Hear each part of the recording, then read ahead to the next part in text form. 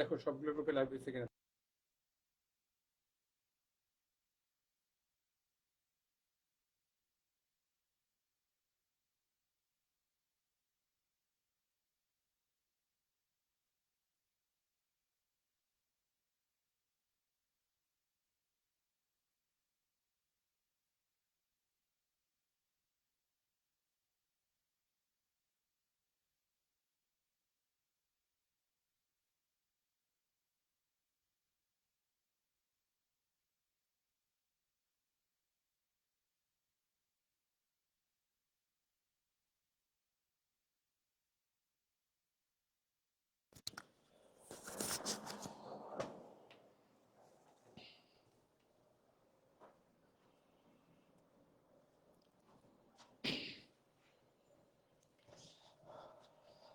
আসসালামু আলাইকুম আমার আদরের ছোট্ট ভাই বোনেরা, আশা করি সবাই আমার কথা পরিষ্কারভাবে শুনতে পাচ্ছ।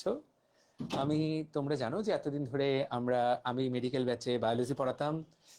গত 3 বছর টানা এসএস মেডিকেল ব্যাচে আমি ফিজিক্সও পড়িয়েছি বায়োলজির পাশাপাশি। কিন্তু এই বছর আমি এসএস মেডিকেল ব্যাচে বায়োলজি পড়াচ্ছি এবং জিকে পড়াচ্ছি। আমার সাথে ফাহাদ ভাই বায়োলজি এবং জিকে পড়াচ্ছেন, এবং মেডিকেল ব্যাচে এবছরের দায়িত্বটা আমরাই কাঁধে তুলে নিয়েছি। ফিজিক্সের দায়িত্বটা যেহেতু অপূর্ব তুলে নিয়েছে, কেমিস্ট্রির দায়িত্বটা যেহেতু সাদ ভাই তুলে নিয়েছে, ইংরেজির দায়িত্বটা যেহেতু সুমন ভাই তুলে নিয়েছে, জিকের দায়িত্বটা আমরা আমরা দুইজন তুলে নিয়েছি। তো সাধারণ জ্ঞান, এটা যদিও নামটা হলো এই টপিকের নাম হলো সাধারণ জ্ঞান, কিন্তু বাস্তবতা হলো সাধারণ জ্ঞানের জ্ঞান কিন্তু সাধারণ না। তোমাদের অলরেডি দুটা ক্লাস হয়ে গেছে। সাধারণ জ্ঞানের আসলে যদিও পরীক্ষায় মার্ক আসবে কত, 10 মার্ক, তাই না? সাধারণ জ্ঞানে 10 মার্ক আসবে, কিন্তু বাস্তবতা হলো এই 10 মার্কের সিলেবাস যত 100 মার্কের মধ্যে তুমি যদি বলো সবচেয়ে বেশি সিলেবাস কার, উত্তর হলো সাধারণ জ্ঞানের সিলেবাসটাই সবচেয়ে বড়। এই 10 মার্কের জন্য তোমাকে এত এত কিছু পড়তে হবে, এত কিছু পড়তে হবে যে তুমি কুল কিনারা করে উঠতে পারবে না। তো আমরা যারা এবছর মেডিকেল ভর্তি পরীক্ষা অংশ নিতে চাই, আশা করি এবছরের নভেম্বর ডিসেম্বর মাসে আমাদের মেডিকেল ভর্তি পরীক্ষা অনুষ্ঠিত হবে। তার মানে আমাদের হাতে আরো 8 থেকে 9 মাস সময় আছে। এই 8 থেকে 9 মাস সময়ে আমাদেরকে যতটুকু পারা যায় সাধারণ জ্ঞান পড়ে নিজেকে এগিয়ে রাখতে হবে। ঠিক আছে? তো যেহেতু 10 মার্কে এখন আমরা, যেহেতু ভাই পুরোটা বিশাল সিলেবাস, এই সিলেবাসের কোনো শেষ আছে? তোমার কাছে যেই সাধারণ জ্ঞান বইটা আছে, সেই সাধারণ জ্ঞান বইটা একবার খুলে দেখো তো। যে কোনো লাইনটাই পড়ে, যে কোনো লাইন পরীক্ষায় প্রশ্ন আসতে পারে, যে কোনো লাইন পরীক্ষায় প্রশ্ন আসতে পারে। এবং আমি যে বছর পরীক্ষা অংশ নিয়েছিলাম 2012 সালে, ওই বছর আমি তোমরা তোমরা যেমন এরকম ডিলেমা ফেস করছো যে ভাই কি পড়বো না পড়বো, আমারও একই রকম মনে হতো যে ভাই কি পড়বো না পড়বো সবসময়। তখন আমি একটাই নীতি ফলো করতাম, যে যতটুকু পারি যতটুকু পারি পড়বো, দ্যাটস ইট, দ্যাট ওয়াজ মাই নীতি।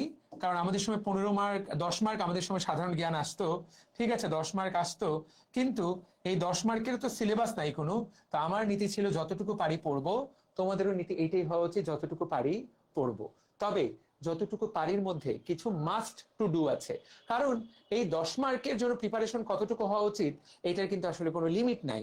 যারা ভার্সিটি খ ইউনিটে পরীক্ষা দিবে, যারা আর্টসের স্টুডেন্ট, তারা কিন্তু এই সাধারণ জ্ঞানটাই পড়বে। তুমিও কিন্তু এই সাধারণ জ্ঞানটাই পড়বা। যারা বিসিএস পরীক্ষা দিবে, তারাও কিন্তু এই সাধারণ জ্ঞানটাই পড়বে। তুমিও কিন্তু এই সাধারণ জ্ঞানটাই পড়বা।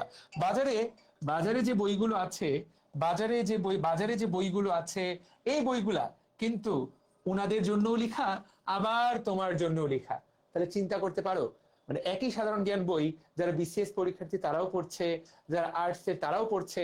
আবার যেই বাচ্চাটা মেডিকেলে পড়তে চায়, যার 100 মার্কের মধ্যে 10 মার্ক হলো সাধারণ জ্ঞান, এবং যাকে আরো ফিজিক্স, কেমিস্ট্রি, বায়োলজি, ইংলিশের বিশাল বিশাল চ্যাপ্টার পড়ে আসতে হবে, তাকেও সেই একই জেকে বই পড়াটা, এই জিনিস কি পড়া সম্ভব?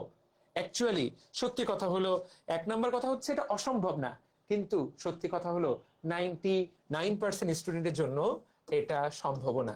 মানে তুমি বিসিএস এর মতো বা আর্টসের একটা বাচ্চার মতো, তুমি ওদের মতো যদি সাধারণ জ্ঞান পড়তে যাও, তুমি পড়তে পারবা।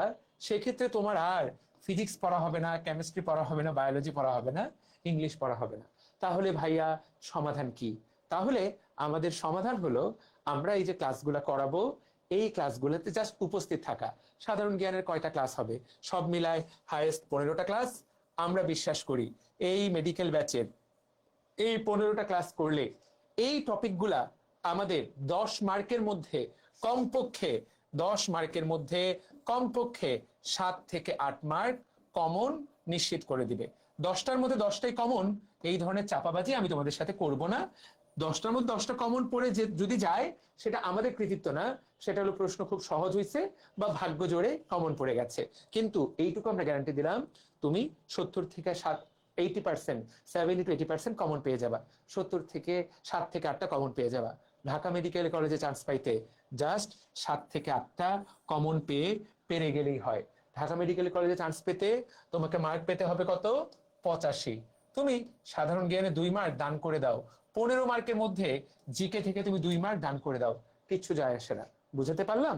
সেই জন্য আমি তোমাদের সবাইকে বলবো জাস্ট ক্লাসগুলাতে উপস্থিত থাকা। ঠিক আছে, আমাদের কাজ হবে জাস্ট ক্লাসগুলোতে উপস্থিত থাকা। দেখো তো সাউন্ড এখন কি কম আছে কিনা, সাউন্ড এখন ঠিক আছে কিনা, এখন সাউন্ড শুনতে পাচ্ছ কিনা, সাউন্ডের সমস্যার সমাধান হয়েছে কিনা। ওকে, তাহলে আজকে প্রথম ক্লাস আমি জাস্ট শুরু করব তোমাদেরকে যে টপিকটা পড়ানো, সেটার নাম হলো প্রাচীন বাংলার ইতিহাস। আজকে আমরা জাস্ট শুরু করব সাধারণ জ্ঞান, প্রাচীন বাংলার ইতিহাস 1। আজকে হলো 1, এখনো কমই। আচ্ছা, বাকিদের কি সাউন্ড কোনো অসুবিধা হচ্ছে? যাই বলছে যে সাউন্ড কম, আমি তো দেখতে পাচ্ছি যে বাকিরা বলছে যে সাউন্ড ক্লিয়ার আছে। আচ্ছা ফাইন, তাহলে প্রাচীন বাংলার আমি দুইটাই মাইক্রোফোন লাগাচ্ছি। প্রাচীন বাংলার ইতিহাস। আচ্ছা ভাইয়া, আমাদের এইচএসসির আগে আমরা 30% সিলেবাস শেষ করব বা 25% সিলেবাস শেষ করব। ওকে, তাহলে আজকে আমরা পড়বো প্রাচীন বাংলার ইতিহাস 1। তো আবারও ভালো করে তোরা দেখ, ইতিহাস এই যে টপিকটা, এটার কিন্তু কোনো মা বাপ নাই। ইতিহাসের উপরে তোমরা যদি পড়তে চাও তাহলে এত মোটা মোটা বই পড়তে পারবা। শুধুমাত্র একটা শাসন আমলের উপরেই তুমি একটা মোটা বই পড়তে পারবা। কিন্তু আমাদের কি এত তথ্য পড়ার সুযোগ আছে? আমাদের কি এত কিছু জানার সুযোগ আছে? তোমার পক্ষে কি এত কিছু জানা সম্ভব? সম্ভব না, তাই না? সেজন্য আমরা যতটুকু আমাদের পড়া সম্ভব আমরা ততটুকুই পড়ব। আবারও বলছি, সাধারণ জ্ঞান পড়তে চাইলে তুমি 1 সমুদ্র পড়ালেখা করতে পারবা, কিন্তু এই 1 সমুদ্র আমরা কি পরীক্ষার আগে রিভিশন দিয়ে যেতে পারবো? না। সেই জন্য এই যে যেহেতু 99% বাচ্চার জন্যই সবকিছু পড়া সম্ভব না, তাহলে 99% বাচ্চা কিভাবে চান্স পায়, কিভাবে যারা চান্স পায় তারা কি পড়ে, তোমাদেরকে প্রত্যেকবার বলে রাখবো। মনে রাখতে হবে সাধারণ জ্ঞান অনেক কিছুই পড়তে হবে, কিন্তু এই কয়েকটা টপিক হলো, এই কয়েকটা জিনিস হলো মাস্ট। সাধারণ জ্ঞান বইয়ে যতগুলো টপিক আছে প্রত্যেকটা টপিকের বিগত বছরের মেডিকেল, ডেন্টাল, বিসিএস, ডিইউ, অন্যান্য ভার্সিটির প্রশ্ন। তুমি যদি এই একটা জিনিস সলভ করো, মাত্র একটা, তাহলেই তুমি মোটামুটি তোমার একটা বেসিক নিয়ে পরীক্ষার হলে যেতে পারবা। একটা বেসিক তোমার দাঁড়ায় যাবে, এখান থেকে তুমি অনেকগুলো কমন পেয়ে যাবা এবং অনেকগুলো পেরে যাবা। এইটা হলো মাস্ট মাস্ট মাস্ট। এটা শুধু একবার মাস্ট না, এটা হলো 3 বার মাস্ট, 4 বার মাস্ট, 5 বার মাস্ট। প্রত্যেকটা টপিকের এই জিনিস তোমাকে পড়া থাকতেই হবে। যেমন আমাদের এসিএস এর মেডিকেল ব্যাচের যে বইটা আছে, এই যে দেখো, এই যে মেডিকেল ভার্সিটি অ্যাডমিশন সাধারণ জ্ঞান, এই বইয়ের প্রত্যেকটা চ্যাপ্টার শেষে দেখো আমরা তোমাদের জন্য কি সুন্দর বিগত বছর সবগুলো প্রশ্ন একসাথে গুছিয়ে দিয়েছি। যেমন আজকে একটা টপিক যখন পড়া শেষ হবে, যতগুলো প্রশ্ন এখান থেকে পড়া সম্ভব সবগুলোই আমি তোমাকে পড়াই দিচ্ছি। তো কয়টা পেজ? সব মিলায় 4টা বা 5টা পেজ। এই 4টা বা 5টা পেজ ভাজা ভাজা করে ফেলতে হবে। তাহলে ভাই শুধু এগুলা পড়লেই কি হবে? হ্যাঁ, শুধু এইগুলা পড়লে হয়তোবা তুমি 5 মার্কের মতো কনফিডেন্স পেয়ে যাবা। আর যদি ভেতর থেকেও একটু পড়ো, যদি ক্লাসগুলো করো, তাহলে 7 থেকে 8 মার্ক কনফিডেন্স পেয়ে যাবা। এইটুকু আমরা তোমাকে বলতে পারি। ঠিক আছে, তোমরা এখন বলতে পারো যে ভাইয়া বই কোনটা নিব। আমি আমাদের বইটাকে সাজেস্ট করব, এটা যথেষ্ট ভালো, বাজারে অসংখ্য বই আছে। এইটাতে না কম লেখা আছে না অনেক বেশি লেখা আছে, এইটাতে মোটামুটি আমি বলবো যে তথ্য, কিছু কিছু বই আছে যেগুলো পড়লে তোমার মনে হবে যে অনেক কম পড়লাম, মনে হয় খুব বেশি জানা হলো না, আরো কিছু বাকি থেকে গেল। কিছু কিছু বই আছে একটা টপিকেই 10 পেজ করে লেখা, এগুলো পড়া সম্ভব না। এই বইটাতে মোটা যা লেখা আছে তুমি যদি এইটুকু হজম করতে পারো, that will be more than enough. আমি আজকে স্লাইড থেকেও পড়াবো, প্লাস এই বইটা থেকেও পড়াবো, এবং বা এই বইয়ে আলাদা করে কিন্তু মার্ক করে দেওয়া আছে, লাল কালার করে দেওয়া আছে। এই লাল কালার গুলো পড়লেও তুমি অনেকটুকু অনেকটুকু তোমার কনফিডেন্স চলে আসবে যে মনে হয় আমি সবকিছু জানি। এবং আরেকটা কথা বলছি, এইখানে কম দেওয়া নাই, রাদার দেন প্রত্যেকটা টপিকে একটু বেশি দেওয়া আছে, হালকা একটু বেশি দেওয়া আছে। এইটা তোমাকে কোথায় সাহায্য করবে আমি তোমাকে স্পষ্ট করে বলে দেই। মেডিকেল ভর্তি পরীক্ষায় কোনো কারণে তোমার যদি চান্স না হয়, প্রিয় ছোট্ট ভাই বোনেরা, তাহলে তুমি যে কোনো ভার্সিটি ভর্তি পরীক্ষায় যদি সাধারণ জ্ঞান অ্যাপিয়ার করতে চাও, এইটা যদি পড়ে যাও 100% ওকে, তুমি 100% এটা থেকেই সাহায্য পাবা। বুঝতে পারলাম? মেডিকেলটা তো কাভার হবেই, এক্সট্রাটাও হয়ে যাবে। সেই জন্য তুমি জাস্ট আমাদের রম্বসের এইটা কিনতে পারো, দিস বুক ইজ এনাফ। বাজারে এটা মেডিকেল ও ভার্সিটি অ্যাডমিশন সাধারণ জ্ঞান, এটাতে আগেই লিখে দিয়েছি আমরা, এটা শুধু মেডিকেলই কাভার হবে না। তোমার কাছে মনে হতে পারে কিছু তথ্য বেশি দেওয়া আছে, ইচ্ছা করেই বেশি দেওয়া আছে, কারণ একই জিনিস তুমি আবার বারবার করে মেডিকেলে কোনো কারণে চান্স মিস হলে তুমি আবার পড়বা নাকি। বোঝাতে পেরেছি? তাহলে কথা না বাড়িয়ে আমরা এই বইটাও আজকে পড়াবো তোমাকে। হ্যাঁ, কিভাবে এই বইটা অর্ডার করবা, জাস্ট লিখবা রম্বস পাবলিকেশন জিকে বুক, লিখলেই এটা চলে আসবে, তুমি এটা অর্ডার করে ফেলবা। ঠিক আছে? তুমি চাইলে তোমাদের ফারুক ভাইয়ার রিভিউটা শুনে নিতে পারো। ফারুক ভাই আমাদের সবাইকে খুব ভালো বাংলা পড়ান, একজন ওস্তাদ মানুষ। ভাইয়া এই বইটা লেখক, তোমরা চাইলে ভাইয়ার রিভিউটা শুনে নিতে পারো। রিভিউ শুনে তারপরে তারপরে তুমি বইটা অর্ডার করতে পারো। ঠিক আছে? ওকে, তো তোমার কাছে এইটা ছাড়াও যে কোনো বই থাকলেই হবে, পড়লেই হলো।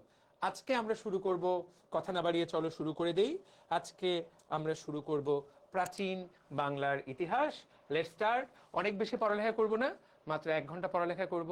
জিনিসটা ইতিহাসের সাগরে তোমাকে আস্তে করে যাত্রা শুরু করাবো। বিসমিল্লাহ বলে চলো শুরু করে দেই। প্রিয় ছোট্ট ভাই বোনেরা, এখানে স্লাইড দেওয়া আছে, স্লাইডগুলো আমি পড়াবো, কিন্তু তোমাকে চিন্তা করতে হবে, যখনই শব্দটার নাম হলো ইতিহাস, ইতিহাস মানে হলো পূর্বের কথা। ইতিহাস মানে কি? ইতিহাস মানে হলো প্রাচীন কথা, পূর্বের কথা। আমাদের এই যে বর্তমান সাল কত? আজকে সাল হলো 2026।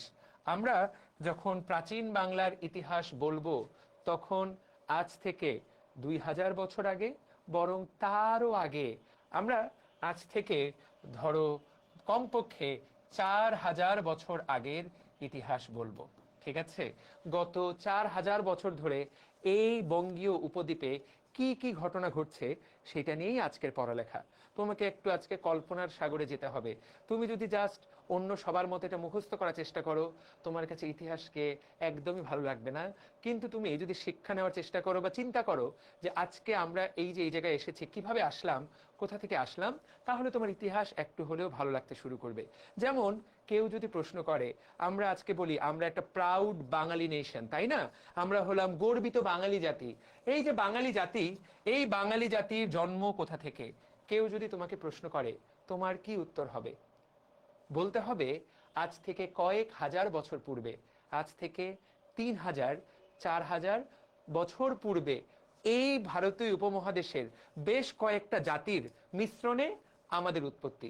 সেই জাতিগুলোর নাম কি? দেখো, একটা জাতির নাম নেগ্রিটো, অস্ট্রিক, দ্রাবিড়, মঙ্গোলীয়।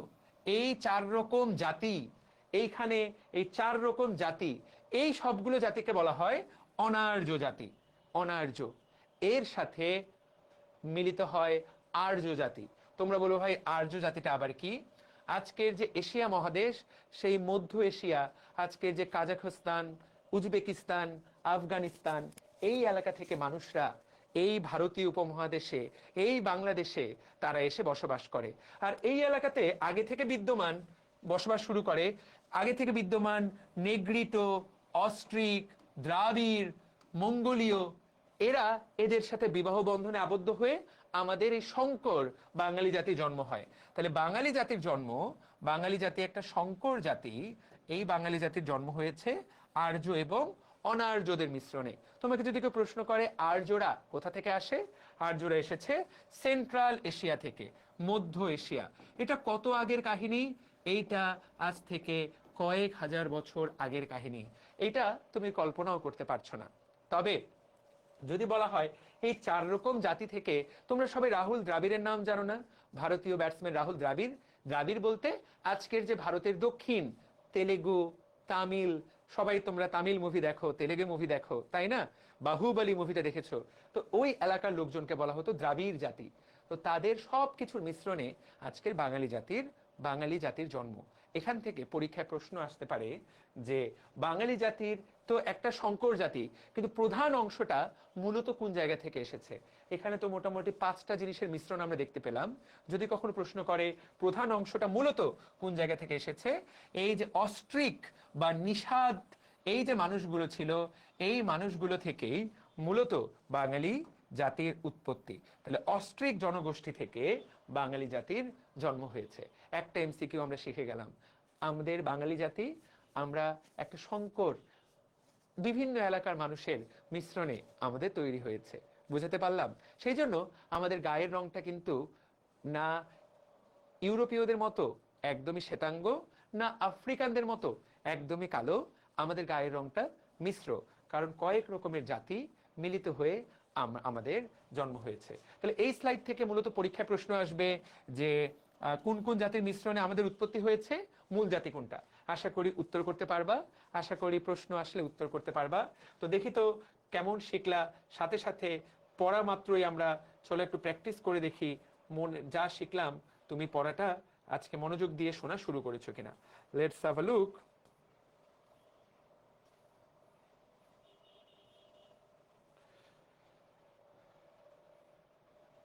গেল কোথায় প্রশ্নটা? Wait for a second.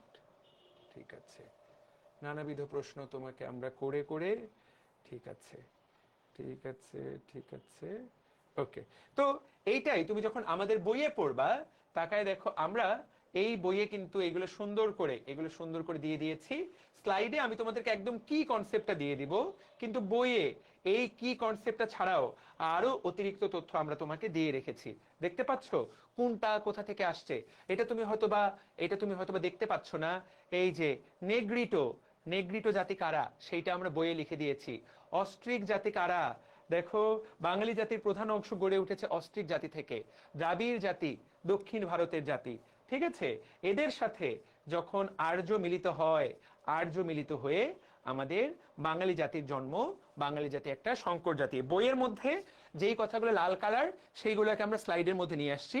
বইয়ে আরেকটু এক্সট্রা তথ্য, বইয়ে আরেকটু এক্সট্রা তথ্য দেওয়া আছে। তোমরা চাইলে এখান থেকে এক্সট্রা তথ্যগুলো পড়ে নিতে পারো। বইয়ে আরেকটু এক্সট্রা জিনিস বলা হয়েছে। ঠিক আছে, পারবো ইনশাল্লাহ। এই বই A to Z পড়লে তুমি 100% 10টার মধ্যে 8টা থেকে 9টা কমন পাবা। আমি এই বিষয়ে 100% নিশ্চিত। চাইলে তোমরা আমার এই ক্লিপটুকু কেটে রাখতে পারো। তো যাই হোক, তাহলে আমরা একটা টপিক আশা করি শিখে গেলাম। তোমরা জাতিগুলোর নাম আশা করি মনে রাখতে পারবা। সবাই বলো তো পারবা কিনা? তাহলে ঠিক আছে, দেখি তো কে কতটুকু মনে রাখতে পারলা। তোমাকে তাহলে কেউ যদি প্রশ্ন করে বাঙালি জাতি মূলত কোন জাতি থেকে এসেছে, যদি বলে মূলত কোন জাতি থেকে এসেছে, যদি এই প্রশ্নটা করা হয় মূলত কোন জাতি থেকে এসেছে, বলে ফেলেন তো মূলত কোন জাতি থেকে আসছে। কমেন্টে দেখতে চাই কে কে শিখতে পারলাম, বলো।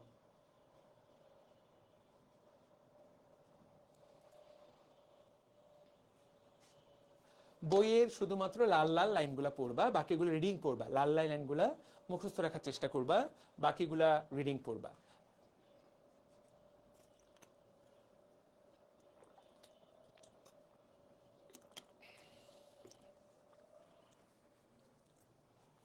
তাহলে বাঙালি জাতি মূলত কোন জাতি থেকে এসেছে? মূলত অস্ট্রিক জাতি থেকে। আবারও বলছি, পড়তে চাইলে অনেক কিছু পড়া যায়। পড়তে চাইলে তুমি হাজার হাজার শত শত জিনিস পড়তে পারবা, কিন্তু মনে রাখতে হবে এইটুকু ভুলে গেলে আর চলবে না। এবার চলে আসো, এবার প্রাচীন বাংলার ইতিহাস। এবার আমরা এই ছবিটার দিকে তাকাবো। এই ছবিটা হলো প্রাচীন বাংলার জনপদ। এই ছবিটা এই জায়গাতে তো স্লাইডে তো আর খুব সবচেয়ে ভালো কোয়ালিটি পাওয়া যাবে না। আমরা জাস্ট এই ছবিটা এই ছবিটা গুগলে বড় করে দেখব। এটার নাম হলো প্রাচীন বাংলার জনপদ। আমরা এটা গুগলে একটু চলো বড় করে দেখি, যদিও এটার স্লাইডটা কোথাও যে খুব ভালো করে দেওয়া আছে তা না, তারপরও এই ছবিটা দেখলে আমরা একটু বুঝতে পারবো। তো এই ছবিটা আমাদেরকে একটু ব্রেনের মধ্যে সেট করে ফেলতে হবে। দিস ইজ প্রিটি ইম্পর্টেন্ট, খুবই খুবই খুবই গুরুত্বপূর্ণ। এটা থেকে পরীক্ষায় তুমি 1 মার্ক আশা করতে পারো। মেডিকেলে আসুক না আসুক, কোনো না কোনো পরীক্ষায় তুমি 1 মার্ক পাবা। এটা কত প্রাচীন বাংলা, এটা অনেক বেশি প্রাচীন বাংলা। আজকে যে বাংলাদেশের ম্যাপ, এই ম্যাপের অস্তিত্ব তখন হয়তোবা এইভাবে ছিলই না। আজকে যেমন একটা দেশ, আমাদের প্রিয় স্বাধীন বাংলাদেশ, এই একটা দেশ, এই যে একটা দেশ, এইরকম কোনো কিছুর অস্তিত্ব সেই সময় ছিল না। সেই সময় যা ছিল, এখানে ছোট ছোট অনেকগুলো রাজ্য ছিল এবং এরা প্রত্যেকটাই নিজেরা আলাদা আলাদা দেশ ছিল। তুমি চিন্তা করতে পারো যে এক সময় বাংলাদেশটা অনেকগুলো ছোট ছোট দেশে বিভক্ত ছিল। কোন কোন দেশ? দেশগুলোর নাম বরেন্দ্র, পুন্ড্র, গৌড়, বঙ্গ, রাঢ়, চন্দ্রদ্বীপ, সমতট, হরিকেল। এই কয়েকটা নাম আমাদেরকে মনে রাখতে হবে। পরীক্ষার জন্য এইগুলা আমাদেরকে পারতেই হবে। তোমরা এগুলো ছোটবেলায় পড়েও এসেছো, জাস্ট ঠান্ডা মাথায় শোনো পরীক্ষায় কিভাবে প্রশ্ন আসবে আমি তোমাদেরকে বলে দিই। তাকায় দেখো, আজকের যে উত্তরবঙ্গ, বিশেষ করে আজকের যে রাজশাহী অঞ্চল, এই রাজশাহী অঞ্চল এর বিশাল এলাকা দেখো। এই যে রাজশাহী জেলার অনেক অঞ্চল, পাবনা জেলা, বগুড়া এবং দিনাজপুর, এটা বরেন্দ্র এলাকা। কি এলাকা? এটা হলো বরেন্দ্র এলাকা। পরীক্ষায় যদি কখনো প্রশ্ন আসে, আজকের রাজশাহী প্রাচীনকালের 3000 বছর পূর্বে কি নামে পরিচিত? এটার নাম হলো বরেন্দ্র। তোমরা যারা কখনো রাজশাহী যাও নাই, তোমরা বরেন্দ্র রিলেটেড সবকিছু রাজশাহীতেই পাবা। যেমন আমি তোমাদেরকে দেখাচ্ছি, এই যে দেখো, আমি সার্চ দিলাম বরেন্দ্র মিউজিয়াম, দেখো লেখা আছে বরেন্দ্র রিসার্চ মিউজিয়াম। এটা কোথায় পাবা তুমি খুঁজে? এইটা তুমি পাবা রাজশাহীতে। তাহলে এই যে বরেন্দ্র রিসার্চ মিউজিয়াম, তার মানে রাজশাহী এলাকার বেশিরভাগ অঞ্চল কোথায় জড়িত ছিল? বরেন্দ্রতে। সেই জন্য বরেন্দ্র নিয়ে সকল গবেষণা, আজকের সকল গবেষণা কোথায়? রাজশাহীতে। একটা দিয়ে দুইটা পড়া হয়ে গেল। তুমি তাকায় দেখো, এই যে বরেন্দ্র রিসার্চ মিউজিয়ামে পরীক্ষায় প্রশ্ন আসতে পারে এটা কোথায় আসে, বরেন্দ্র রিসার্চ মিউজিয়াম কোথায়? তুমি বলবা এটা রাজশাহীতে। তোমরা যদি কখনো রাজশাহী যাও, বরেন্দ্র রিসার্চ মিউজিয়াম খুঁজে আসতে পারো। সেই সময়ের, আজ থেকে কয়েক হাজার বছর পূর্বের সেই সময়ে যে সকল শিলালিপি, সেই সময়ে যে সকল মূর্তি আবিষ্কার হয়েছে, সেইগুলা দেখো কত সুন্দর করে এখানে সাজানো আছে। আমরা তো আসমান থেকে আর এই জায়গাতে আসি নাই, তাই না? ইতিহাস পার করে করে আমরা আজকে এই জায়গায়। আজ থেকে কয়েক হাজার বছর পূর্বে রাজশাহী এলাকাটা কোন এলাকার অন্তর্ভুক্ত ছিল? বরেন্দ্র। ঠিক আছে, এইটাই পরীক্ষায় প্রশ্ন আসবে। এইটুকু যদি জানো, দ্যাট উইল বি গ্রেট। এরপরে ঠিক নিচে বরেন্দ্রর পাশেই আজকের যে বগুড়া, দিনাজপুর এবং রাজশাহীর কিছু অংশ, বা সবচেয়ে গুরুত্বপূর্ণ বগুড়া, দিনাজপুর, এইটা সবচেয়ে ইম্পর্টেন্ট। এটা হলো পুন্ড্র। আমি জানি না তোমরা মহেস্থানগড় চেনো কিনা। তোমরা যদি কখনো মহেস্থানগড় যেয়ে থাকো, আমি জীবনে 2বার মহেস্থানগড় গিয়েছি। মহেস্থানগড় এটা কোথায়? এটা বগুড়া থেকে 11 কিলোমিটার উত্তরে। এই যে এটা হলো মহেস্থানগড়, এটা হলো বেহুলার বাসর ঘর। এই যে মহেস্থানগড়, এই মহেস্থানগড় কোন সময়ের ঘটনা? আজ থেকে কয়েক হাজার বছর আগের ঘটনা। তুমি কল্পনাও করতে পারছো না। ধরো আজ থেকে কয়েক হাজার বছর আগের ঘটনা। এইটা সেই সময় যে রাজ্যের অন্তর্ভুক্ত ছিল তার নাম হলো পুন্ড্র রাজ্য। রাজ্যটার নাম কি? পুন্ড্র। তখন বাংলাদেশ বলে, বগুড়া বলে কোনো শব্দ ছিল না, তখন রাজ্যটার নাম কি ছিল? পুন্ড্র রাজ্য। তাহলে বগুড়া এলাকাতে কি ছিল? এই যে মহেস্থানগড় বা পুন্ড্র। তাহলে দিস ইজ বিউটিফুল। মহেস্থানগড় তুমি যদি কখনো যাও, তাহলে এই কখনো গেলে তুমি দেখতে পাবা, এই যে দেখো প্রাচীন জিনিসপত্র, সেই আমলের জিনিসপত্র। পুন্ড্র জাদুঘর কিন্তু এই জায়গাতেই, তুমি এই জায়গাতেই পেয়ে যাও। এই দেখো মহাস্থান জাদুঘর তাহলে তুমি কোথায় পাবা? বগুড়াতে পাবা। এই তো, তাহলে আমরা 2টা পড়া শিখে গেলাম। এইবার তাকায় দেখো, গুরুত্বপূর্ণ শব্দটার দিকে তাকাও, যেখান থেকে আমাদের আমাদের বাংলাদেশের শব্দটা জড়িত। দেখো এই যে বঙ্গ, আজকে আমি যেখান থেকে ক্লাসটা নিচ্ছি এইটার নাম হলো ঢাকা এলাকা। ঢাকার ঠিক উপরে এই জায়গাতে আছে গাজীপুর, এই জায়গাতে আছে ময়মনসিংহ, এই জায়গাতে আছে শেরপুর, ঢাকার ঠিক নিচে এই জায়গায় আছে ফরিদপুর, এই জায়গায় আছে গোপালগঞ্জ। এই যে ঢাকার চারপাশে এই জায়গায় একটু আছে পটুয়াখালী। এই যে এই এলাকাটা, এইটা হলো বঙ্গ নামে পরিচিত। বা পরীক্ষায় যদি কখনো প্রশ্ন আসে বঙ্গ কোন এলাকাটা, মনে রাখতে হবে আজকে বৃহত্তর ঢাকা, এই বৃহত্তর ঢাকা হলো আজকের বঙ্গ। তাহলে এটা কিন্তু বেশ গুরুত্বপূর্ণ, বিশ্বাস করো এটা কিন্তু বেশ গুরুত্বপূর্ণ। তোমাকে এটা কিন্তু গুরুত্ব দিয়েই মনে রাখতে হবে বঙ্গ কোন এলাকাটা। বঙ্গ আমাদের প্রিয় ঢাকা, যে ঢাকা বিভাগ, ঢাকা বিভাগ কার মধ্যে অন্তর্ভুক্ত? বঙ্গ। ঠিক আছে, চলে আসো। ঢাকা শেষ, রাজশাহী শেষ, ওইদিকের বগুড়া শেষ, এবার খুলনা। দেখো এই যে বঙ্গে, বঙ্গটা খুলনাকেও নিয়ে নিচ্ছে, একটা বিশাল এলাকা খুলনাকেও কিন্তু বঙ্গ নিয়ে নিয়েছে। তাহলে খুলনার একটা বড় অংশ এই যে বঙ্গের অন্তর্ভুক্ত। এরপর দেখো তো বরিশাল, আজকের বরিশাল, পটুয়াখালী, পিরোজপুর, গোপালগঞ্জ। এই বরিশাল মনে রাখতে হবে বরিশাল একটা দ্বীপ এলাকা। তাহলে এইটা আগের নাম ছিল চন্দ্রদ্বীপ, আজ থেকে কয়েক হাজার বছর আগে এটার নাম ছিল চন্দ্রদ্বীপ। তারপর এই যে আজকের কুমিল্লা এবং নোয়াখালী বিভাগ চাচ্ছে সবাই, এই কুমিল্লা এবং নোয়াখালী প্রাচীন কাল থেকে কিন্তু এরা বিভাগের মতোই ছিল। এদের নাম হলো সমতট। এরা সব সময় অন্য বিভাগের সমান হতে চায়। তাহলে মনে রাখবা কুমিল্লা নোয়াখালী যেহেতু অন্য বিভাগের সমান সমান হতে চায়, ওরা জেলা থাকতে চায় না, তাহলে এরা কোন এলাকার? এরা হলো সমতট। মনে থাকবে? ওকে, এবার একটু তাকাও, কুমিল্লা নোয়াখালী ডান হয়ে গেল। লাস্ট ওয়ান, লাস্ট ওয়ান তাকায় দেখো তো, এই যে হরিকেল, এই যে আমাদের এই এলাকাটা পুরাটাই মোটামুটি সবুজ। এই যে এই এলাকাটা, যে এলাকাটাতে মূলত পাহাড় আছে, সিলেট এবং পার্বত্য চট্টগ্রাম, এই এলাকাটা হরিকেল নামে পরিচিত। হরিকেল, আমি মনে রাখতাম হরিকেলে পাহাড়ের মধ্যে হ আছে। তাহলে পাহাড়, সিলেটে পাহাড় আছে, আমরা পাহাড় দেখতে যাই, পার্বত্য চট্টগ্রামে পাহাড় আছে, আমরা পাহাড় দেখতে চাই। তাহলে এই হরিকেল এলাকাটা সিলেট, চট্টগ্রাম, হরিকেলের অন্তর্ভুক্ত। This are the most important, আমাদের পরীক্ষায় এইগুলাই আসবে। আর এই যে গৌড়, গৌড় এটা ভারতে পড়ে গেছে, আজকের পশ্চিমবঙ্গ, ইন্ডিয়ার পশ্চিমবঙ্গ রাজ্য, ওদের মুর্শিদাবাদ, নদিয়া, মুর্শিদাবাদ, মূলত এই মুর্শিদাবাদ গৌড়। আর তার নিচে রাঢ়, এটা হলো ভারতে পড়ে গেছে, নদিয়া। তো গৌড় আর রাঢ় আমাদের পরীক্ষায় আসবে না, কারণ আমাদের বর্তমান বাংলাদেশের সাথে এরা সরাসরি 100% জড়িত না। তাহলে দেখো তো কি সুন্দর পড়া, এটা থেকে একটা প্রশ্ন আসতেই পারে, পরীক্ষায় প্রশ্ন আসবে। তাহলে দেখো একটু করে প্র্যাকটিস দিব। ঢাকা কোন রাজ্যের? বঙ্গ। পুন্ড্র মূলত বগুড়া, রংপুর, দিনাজপুর, এইটাই আসবে। এদের সবার মধ্যে প্রাচীনতম নগর হলো এই পুন্ড্র। ঠিক আছে, এই এলাকার পুন্ড্র শব্দের অর্থ হলো আখ বা চিনি। এই এলাকাতে সম্ভবত প্রচুর পরিমাণে আখ উৎপন্ন হতো, এই এখান থেকে এই নামের উৎপত্তি। বরেন্দ্র আমরা পড়লাম মূলত রাজশাহীর অংশবিশেষ, মূলত রাজশাহী থেকে পরীক্ষা প্রশ্ন আসবে বরেন্দ্র। ঠিক আছে, এরপর দেখো আমরা বললাম সমতট, কুমিল্লা নোয়াখালী তারা আমাদের সমান হতে চায়। হরিকেল হ আছে, যেই এলাকাতে পাহাড় আছে, সিলেট, চট্টগ্রাম, আমরা এইটা তোমাকে এটা মনে রাখার চেষ্টা করব আমরা। তাহলে এই যে বাংলাদেশের কোন বিভাগ প্রাচীনকালে কি কি ছিল, এইটা এইভাবে আমাদেরকে মনে রাখার চেষ্টা করতে হবে। আবারও বলছি, রাঢ় এবং গৌড় এটা সরাসরি আমাদের সাথে জড়িত না। গৌড় আজকের এই যে মুর্শিদাবাদ, আমাদের চাপাই নবাবগঞ্জ, এই গৌড়ের কিছুটা অংশ একদম রাজশাহীর পশ্চিমে। এটা এইখানে লাইনটা পড়তে পারো, বাংলার প্রথম স্বাধীন রাজ্য, চারপাশের বিভিন্ন ছোট ছোট রাজ্যকে এক করে গৌড় রাজ্য প্রতিষ্ঠা করা হয়, এইটা পড়তে পারো। আর রাঢ় দক্ষিণ কলকাতা পরীক্ষায় আসবে না।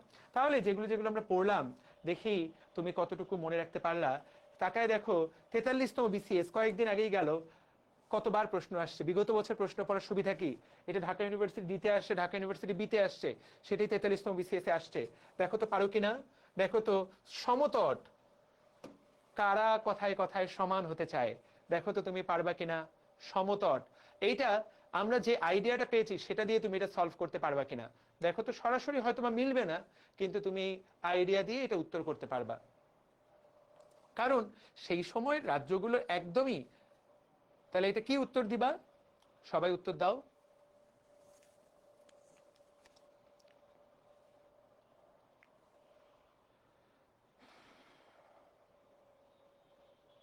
ফ্যান্টাস্টিক।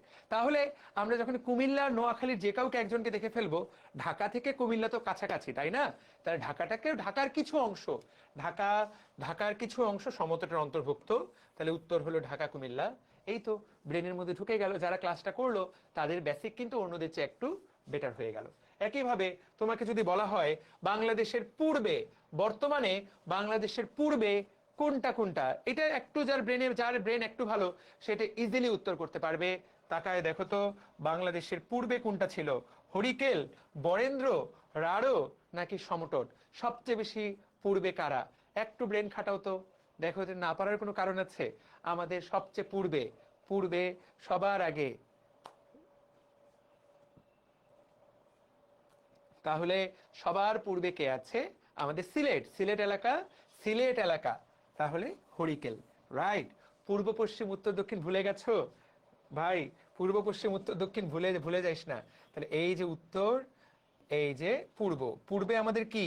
পূর্বে আমাদের সিলেট, উত্তরে আমাদের পঞ্চগড়, দক্ষিণে দক্ষিণ পশ্চিম আমাদের চট্টগ্রাম, দক্ষিণ পূর্বে হলো চট্টগ্রাম, এইদিকে হলো রাজশাহী। তাহলে পূর্বে কি? পূর্বে হলো সিলেট, পূর্বে হলো চট্টগ্রাম। এই দুটো এলাকায় কিসের অন্তর্ভুক্ত? হরিকেলের অন্তর্ভুক্ত। পারা যাবে? ঠিক আছে, দ্যাটস গ্রেট। আশা করি পারবা। এরপর দেখো, তোমাকে প্রশ্ন করবে, এর মধ্যে আমি তোমাদেরকে অলরেডি এটা পড়ালাম, সবচেয়ে প্রাচীন জনপদ কোনটা? সবচেয়ে প্রাচীন জনপদ কোনটা? সবচেয়ে প্রাচীন। দেখো, আমরা এটা মাত্র পড়েছি। এই সবগুলোর মধ্যে সবচেয়ে প্রাচীন কোনটা? দেখো তো, এটা মনে রাখার একটা উপায় আছে। প দিয়ে প্রাচীন, এটার নামটাও প দিয়ে। তাহলে সবচেয়ে প্রাচীন জনপদের নাম হলো পুন্ড্র। Very good. তাহলে এইটা পরীক্ষার জন্য ভয়াবহ ইম্পর্টেন্ট। আমাদেরকে ব্রেনের মধ্যে সেট করে ফেলতে হবে যে বগুড়া এলাকায় পুন্ড্র, রাজশাহী এলাকায় বরেন্দ্র, তার নিচে গেলে বঙ্গ, এই পাশে গেলে হরিকেল, তার উপরে একটু জায়গায় সমতট। এই তো। আর গৌড় আর রাঢ় এগুলো পশ্চিমবঙ্গে পড়ে গেছে। এইটা তুমি মনে রাখার জন্য মনে রাখতে পারো। That is all. আশা করি পারা যাবে ইনশাল্লাহ। তাহলে সুন্দর, আমরা কত কিছু শিখে গেলাম। তুমি যখন এই বইটা পড়বা, এই বইয়ে কিন্তু আমরা তোমাকে আরো কিছু তথ্য অ্যাড করে দিয়েছি। তবে আবারও বলছি, বইয়ে যেই তথ্যগুলো আছে সবচেয়ে গুরুত্বপূর্ণ তথ্যগুলাই কিন্তু আমরা স্লাইডে নিয়ে গেছি। দেখো, বইয়ের লাল লাল তথ্যগুলাই কিন্তু আমরা স্লাইডে নিয়ে গেছি। তার মানে আমরা স্লাইডে যেগুলো দিয়েছি সেগুলো হলো মাস্ট, বইয়ের যেগুলো লাল সেগুলো হলো মাস্ট, আর বাকিগুলা অবশ্য পড়তে পারো। পড়তে পারলে ভালো। কিছু প্রশ্ন সেখান থেকেও আসবে, 100% প্রশ্ন সেখান লাল থেকেই আসবে না, কিছু প্রশ্ন সেখান থেকেও আসতে পারে। তবে লালগুলো না পড়লে পাপ হবে, এইটাই তোমাদের জন্য আমার বলা ছিল। তাহলে এখান থেকে কত সুন্দর সুন্দর পড়ে ফেললা। এখানে কিছু গল্প টল্প দেওয়া আছে, তুমি চাইলে এগুলো গল্পটা পড়লে তোমার বেসিক পরিষ্কার হবে। বুঝাতে পারলাম? এই তো। তাহলে সুন্দর, আশা করি আমরা অনেক কিছুই জানলাম, অনেক কিছু জানলাম। যেমন, তাহলে কত কিছুই তুমি জেনে গেলা। ফাইন। তাহলে এইবার যে পরের টপিকটা, এখান থেকে আমরা পরের টপিকে যাব। তো প্রাচীন ভারত, তাকায় দেখো কত আগের ঘটনা। এখানে একটা এমসিকিউ আসে, প্রাচীন ভারত খ্রিস্টপূর্ব 600 খ্রিস্টপূর্ব। আমাদের বর্তমান সাল কত? খ্রিস্টের জন্ম, আমাদের ঈসা নবী, খ্রিস্টানরা বিশ্বাস করে যীশু খ্রিস্ট, তার জন্ম সাল থেকে 0 সাল ধরা হয়। আশা করি তোমরা জানো। তার জন্মের পর 2026 সাল পার হয়ে গেছে। তার 600 বছর আগে, কত আগের ঘটনা! তার 600 বছর আগে এই পুরো পুরো প্রাচীন ভারতে, আজকের যে প্রাচীন ভারত, এই যে ভারত, পাকিস্তান, বাংলাদেশ, এখানে মোট 16টা মহাজনপদ ছিল। এগুলার নাম সবগুলো আমাদের পড়ার দরকার নাই। এর মধ্যে অল্প কয়েকটা আমাদের জন্য গুরুত্বপূর্ণ। যেমন এইটা, মগধ রাজ্য। মগধ, এই মগধ রাজ্যটা আমাদের মাঝে মাঝে দুই একবার প্রশ্নে আসতে পারে। এখানে এগুলো প্রাচীন, আজ থেকে 600 বছর আগে এই রাজ্যগুলো, প্রাচীন ভারত এরকম ছোট ছোট রাজ্য ছিল। বাট কয়টা রাজ্য ছিল? 16টা। এটাই পরীক্ষা প্রশ্ন আসতে পারে। আমাদের জন্য লাগবে কোন রাজ্যটা। তুমি কখনো যখন ইতিহাস যদি পড়তে যাও, তুমি দেখবা মগধ রাজ্যের কথা আসবে, গান্ধার রাজ্যের কথা আসবে, মথুরা রাজ্যের কথা আসবে। তোমাদের মধ্যে যারা সনাতনী ধর্মাবলম্বী, তোমাদের মধ্যে যারা হিন্দু ধর্মাবলম্বী, তারা কিন্তু ইতিহাস পড়তে গেলে তারা তাদের যখন বইগুলা পড়তে যাবে, তারা তারা যখন তোমরা যখন তাদের ইতিহাসটা পড়তে যাবা, এই ইতিহাস পড়তে গেলে তোমরা এই নামগুলা কখনো না কখনো পাবা। বাট এখান থেকে আমাদের এত কিছু পড়তে হবে না, আমরা জাস্ট দিয়ে রেখেছি রাজ্য 16। কয়টা রাজ্য ছিল? 16টা, যাতে তোমার ব্রেনে এটা একটা ইমপ্রিন্ট, যাতে তোমাদের ব্রেনে একটা ইমপ্রিন্ট তৈরি করে। ঠিক আছে, ওকে ওকে। তাহলে এইবার প্রিয় ছোট্ট ভাই বোনেরা, আমরা আজকে আমরা কতটুকু পড়বো একটা মূল আইডিয়া নেই। চলো আমরা একটা মূল আইডিয়া নেওয়া শুরু করি। মূল আইডিয়ার মধ্যে সবচেয়ে গুরুত্বপূর্ণ আমাদের যেটা সবার আগে জানতে হবে, টাইম লাইনটা কোথা থেকে শুরু হচ্ছে। টাইম লাইন, এই যে আমি তোমাদেরকে এইটা মনে রাখতে বলবো, এইটা হলো 0 সাল, এটা হলো 0 সাল। এই 0 সালের 300 বছর পূর্বে সবার আগে হলো মৌর্য সাম্রাজ্য। এইটা বেসিকটা তোমাকে মনে রাখতে হবে। কত বছর পূর্বে? অ্যারাউন্ড 300 বছর পূর্বে। তার মানে খ্রিস্টের জন্মের 300 বছর পূর্বে এই বাংলাদেশে এই এই তল্লাটে যেই সাম্রাজ্যটা ছিল তার নাম হলো মৌর্য সাম্রাজ্য। তাহলে প্রথম সাম্রাজ্যটা কত? মৌর্য সাম্রাজ্য। ঠিক আছে, এরপর দীর্ঘদিন চলে গেছে, 600 বছর চলে গেছে, খ্রিস্ট জন্ম নিয়েছে ওইদিকে, পৃথিবীতে আরো 300 বছর কেটে গেছে। তারপর এই বাংলার এই তল্লাটে যারা শাসন করেছে তাদের নাম হলো গুপ্ত সাম্রাজ্য। সাম্রাজ্যগুলোর নাম, এই সিরিয়ালটা তোমাকে, বেসিক সিরিয়ালটা তোমাকে মনে রাখতে হবে। তাহলে কত সালে আমরা এখন আছি? 300 সালে আমরা এখন আছি, গুপ্ত সাম্রাজ্য। এরা কতদিন থাকলো? এরা থাকলো আরো 300 বছর। এরা মোটামুটি এরা সব মিলেমিশে আরো 300 বছর শাসন করলো। 300 বছর, কল্পনা করতে পারো আমাদের মুক্তিযুদ্ধের ইতিহাস মাত্র 50 বছর আগে। আমাদের ইতিহাসগুলা, তুমি যে ইতিহাসগুলা পড়ো পাকিস্তান, ভারত, এইগুলোর ইতিহাস মাত্র 100-150 বছর পুরানা, আর এরা সবাই 300 বছর শাসন করেছে। এরপর হলো এই তল্লাটে আসে রাজা শশাঙ্কের শাসন। শশাঙ্ক খ্রিস্টপূর্ব, তাহলে কত সালের দিকে শশাঙ্ক আসলো? এটা একটা বেসিক আইডিয়া, এইটা তোমাকে ইতিহাসটাকে বুঝতে কিছুটা সাহায্য করবে। না হলে তোমার কাছে মনে হবে এগুলো সব হিজিবিজি, এগুলো সবগুলাই কেমন যেন হিজিবিজি। শশাঙ্কের পরে 100 বছর কেটে যায়, বাংলা শাসন করা শুরু করে পাল বংশ। কারা বাংলা শাসন করা শুরু করে? পালরা কত সালের দিকে শাসন করা শুরু করে? 750 খ্রিস্টাব্দের দিকে। 750 খ্রিস্টাব্দ। একটা বেসিক আইডিয়া দেখো, পালরা দীর্ঘদিন শাসন করে। কতদিন? পালরা প্রায় 300 বছর শাসন করে। তারপর এইখানে আসে সেন বংশের শাসন। তোমরা যেমন বর্তমানে গত 15 বছর আওয়ামী লীগ শাসন করেছে, তার আগে 2 বছর তত্ত্বাবধায়ক সরকার, তার আগে 5 বছর বিএনপি, তার আগে 5 বছর আওয়ামী লীগ, তার আগে 5 বছর বিএনপি, তার আগে 10 বছর এরশাদ। এই যে আমরা যেমন এরকম শাসন দেখি, এখনকার শাসনকালগুলো 5 বছর 10 বছর, তখন এই রকম এক একটা বংশ শত বছর শাসন করেছে। তাহলে তাকায় দেখো, সেন বংশ বাংলার ক্ষমতায় কখন আসে? এই এলাকার ক্ষমতা নেয় 1197 খ্রিস্টাব্দে। তাহলে এই পর্যন্ত এগুলো আমাদেরকে সবই একটু হলেও, হালকা হলেও পড়তে হবে। দেখতে পাচ্ছ কত, আমরা কেবল 1000, আমাদের বর্তমান সাল 2000, আরো 1000 সাল বাকি। তারপর এই সেন বংশের শেষ রাজার নাম লক্ষণ সেন, তোমরা এটা পড়েছো। তারপর তোমরা জানো এই লক্ষণ সেন ইখতিয়ার উদ্দিন মোহাম্মদ বিন বখতিয়ার খলজির ভয়ে পালিয়ে যায়। তার মানে বাংলায় শুরু হয় মুসলিম শাসন। কত সালে? 1204 খ্রিস্টাব্দে বাংলায় শুরু হয় মুসলিম শাসন। এই পর্যন্ত যদি আমরা আজকে শিখতে পারি তাহলে বিশাল পড়া শেখা হবে। এখানে তাকায় দেখো, এখানে কতজনের নাম আছে। তো এই সিরিয়ালটা পরীক্ষা অনেক সময় আসতে পারে, কার আগে কে। তো এটা মনে রাখার জন্য একটা টেকনিক আছে, টেকনিকটা একটু পচা, বাট তুমি একবার যদি মনে রাখতে পারো তাহলে আজীবনের জন্য তুমি এটা শিখে যাবা। মনে রাখতে হবে তুমি জাস্ট টেকনিক, কার পরে বাংলায় কে শাসন করেছে তুমি মনে রাখবা। মৌর গু সবচেয়ে মুসা, তাহলেই হবে। তো বা তুমি যেভাবে ইচ্ছে সেভাবে মনে রাখতে পারো। মৌ মানে হলো মৌর্য, গু মানে হলো গুপ্ত, স দিয়ে হলো শশাঙ্ক, প দিয়ে হলো পাল, সে দিয়ে হলো সেন। তাহলে মৌর গু সবচেয়ে মুসা, মুসা দিয়ে হলো মুসলিম শাসনের শুরু হলো 1204 সালে। এই সিরিয়ালটা আমাদেরকে মনে রাখতে হবে। প্রাচীন বাংলার ইতিহাস 326 খ্রিস্টপূর্বাব্দ থেকে 326 খ্রিস্টপূর্বাব্দ থেকে 1204 পর্যন্ত এগুলো হলো মেজর বংশ। প্রায় 1500 সালে তুমি দেখো কতগুলো শাসক দেখতে পাচ্ছি। তাহলে মৌর্য প্রায় 600 বছর, গুপ্ত 300, শশাঙ্ক 300, পাল। তো এখানে অনেকগুলো গল্প আছে। তোমরা কি এটা লিখে নিয়েছো? মনে রাখার উপায়টা লিখে নিয়েছো? মৌর গু সবচেয়ে মুসা। তো মনে রাখার উপায়টা একটু দুর্গন্ধজনক হলেও একটু দুর্গন্ধযুক্ত হলেও এটা মনে রাখতে হবে। এই সিরিয়ালটা আমাদের জানা দরকার পড়বে।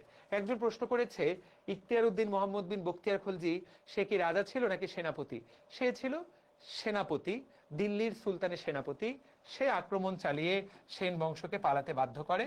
পরবর্তীতে ইখতিয়ার উদ্দিন বিন বখতিয়ার খলজি তত্ত্বাবধানে বাংলায় মুসলমান শাসনের শুরু হয়।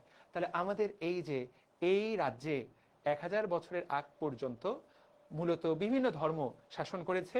1204 থেকে মুসলমান রাজ্য শুরু হয়েছে। তাহলে আমরা চলো ওয়ান বাই ওয়ান আস্তে আস্তে একটা একটা করে পড়া শুরু করব।